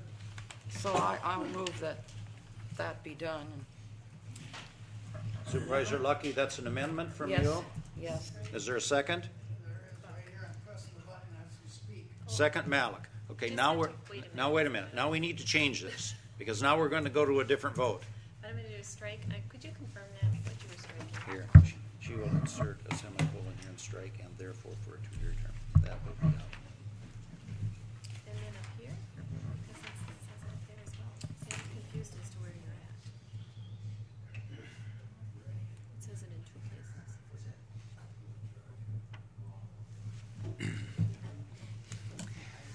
Clerk is pointing out that in addition to the reference where the named appointee is quantified, that if you'll go up above that to a realtor employed within St. Croix County who is a member of the Western Wisconsin Realtors Association for an initial term and thereafter for a 2-year term, that it says it again. Supervisor Lucky, is the intention of your amendment to do the identical striking of language at that bullet point? No, because that is just generalities up above there. Down below, at the bottom of the page, we're getting specific as to the people who will fill these positions. And the way it's worded after her name, it would certainly imply to me that she's being appointed not only until May 31st, 2013, but for yet another 2-year term after that. So if that's not the intent of the committee, to have her for the 5 years or whatever that is, then we should do what my amendment said and strike those words, and therefore a 2-year term beginning June 1st, only there at the bottom of the first page. The earlier one is generic. Right. Chair calls on the committee chair in confirmation. That would then be the intention of the committee? The intention of the committee was we needed to name specific people for the initial term. And then after that, and as it shows here, that initial term for the realtor, Sandy Gerke, would be till 2013. I understand Supervisor Lucky's concern, and it does seem to imply that with the and therefore a 2-year term beginning June 1st. I would concur that could be stricken. In this case, we have an amendment in front of us that strikes the very last language on the bottom of the page. It inserts a semicolon after May 31st, 2013, and strikes the language after that. Are you clear? This is an amendment only. If this amendment is adopted, we then have a resolution as amended. Are you ready to vote? Proceed to vote.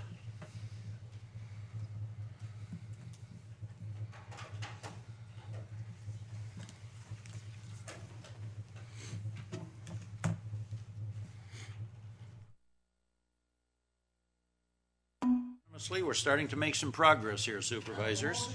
We now have in front of you an amended resolution. Any further discussion on the resolution as amended? That was Larson and Rebholz. As Larson and Rebholz, that's right. Are you back to that one? Yep. Okay.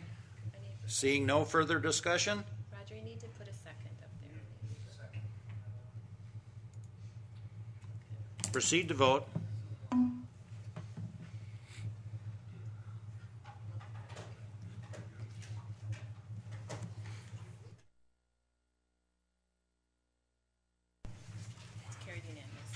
That also carries unanimously. Anyone else have anything they want to submit while we're on a roll of unanimity here? Not yet. We've concluded our committee and department reports, but at this point, Chair is going to call on the Chair of the Administration Committee, Supervisor Sharon Norton-Baumann, for a brief report on the results of the 3 days of budget hearings, where we're at the moment, in anticipation of our gathering a week from today in a work session as a committee of the whole to continue, I guess I would say, the work on the budget. Supervisor. Yeah, thank you, Mr. Chairman. In front of you, you will each have 2 forms. One looks like this. And it says St. Croix County Budget Summary on it.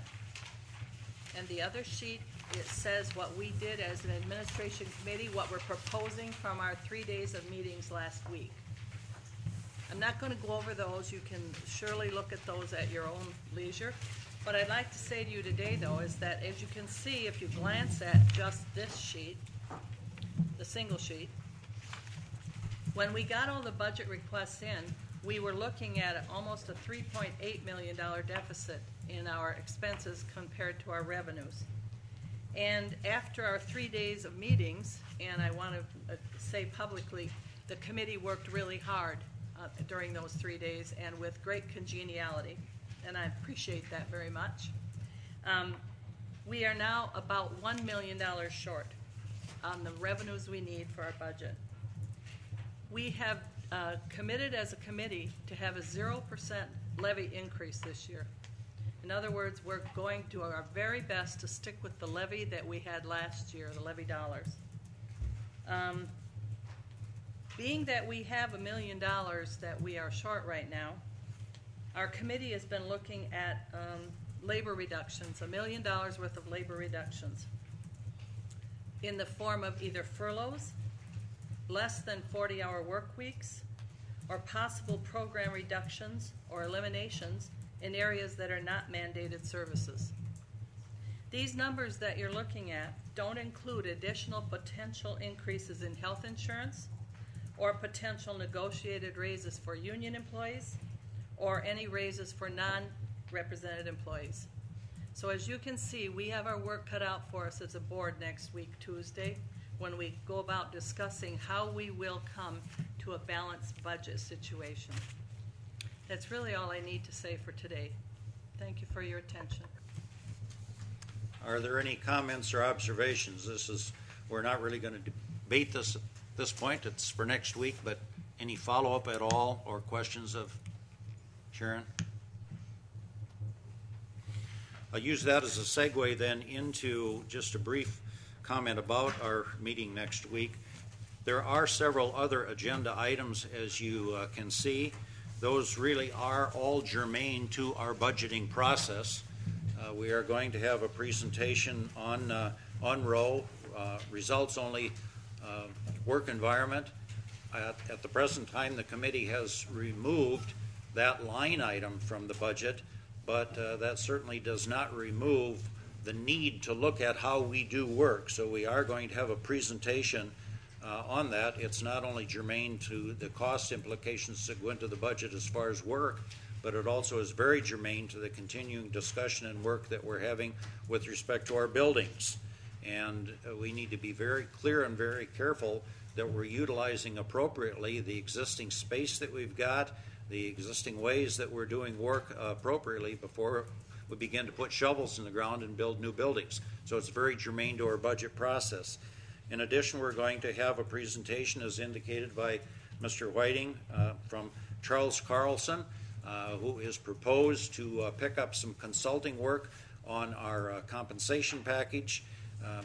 Our termination and ending of our involvement with Springstead does not solve the problem that we've got, and that is that we do not have an objective based compensation system for evaluation of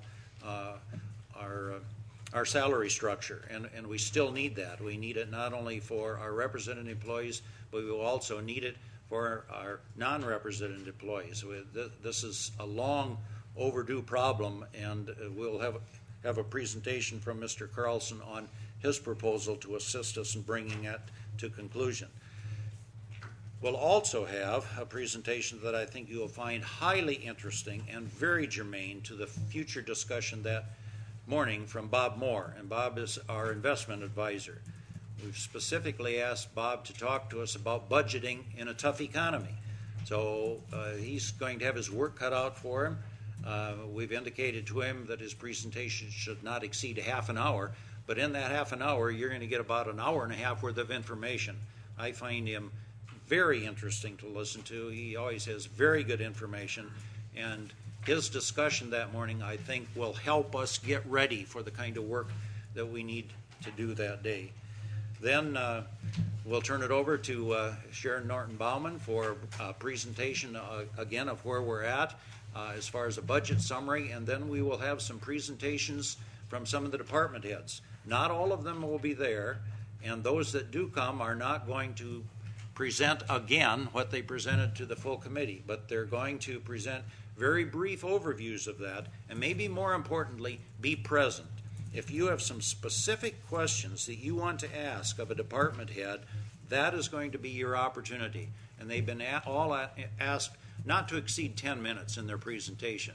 Even given that, if you look at the fact that we've got 30 departments, but not all of whom will be there, 10 minutes apiece still gives us a pretty long day. So that's going to be a work session. We'll try and get our arms around where we're at from a budget standpoint, and as you can see, we've still got some work cut out for us.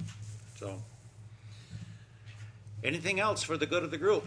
Supervisor Stauffer. This committee of the whole mentions budget books. Are those available electronically, or when will we be getting them in print or such? Michelle, I'll turn to you as far as information that's available to the supervisors. Certainly, most of you are not going to want the great big books, but depending on what you want to receive, here's Michelle. Yeah, I'm anticipating giving you all the 3-year reports with the ZBB detail. If you want additional information, please let me know before you leave today. The books are not ready because we didn't end Friday until about 4:30. And I'll get them put together as quickly as possible, but you will for sure have them Tuesday morning. Anything else? Robert? Will we know ahead of time what department heads will be at the meeting next week? Probably not. That is a little bit of a moving target. I've already heard from several that have conflicts that involve them being at conferences, and they're just some of this. Our expectation is that all will be there except for those that have a conflict that they can't come. So,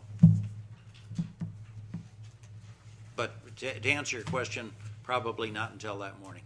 It'll continue to be a moving target. With that, we've concluded our agenda, supervisors, and we are adjourned.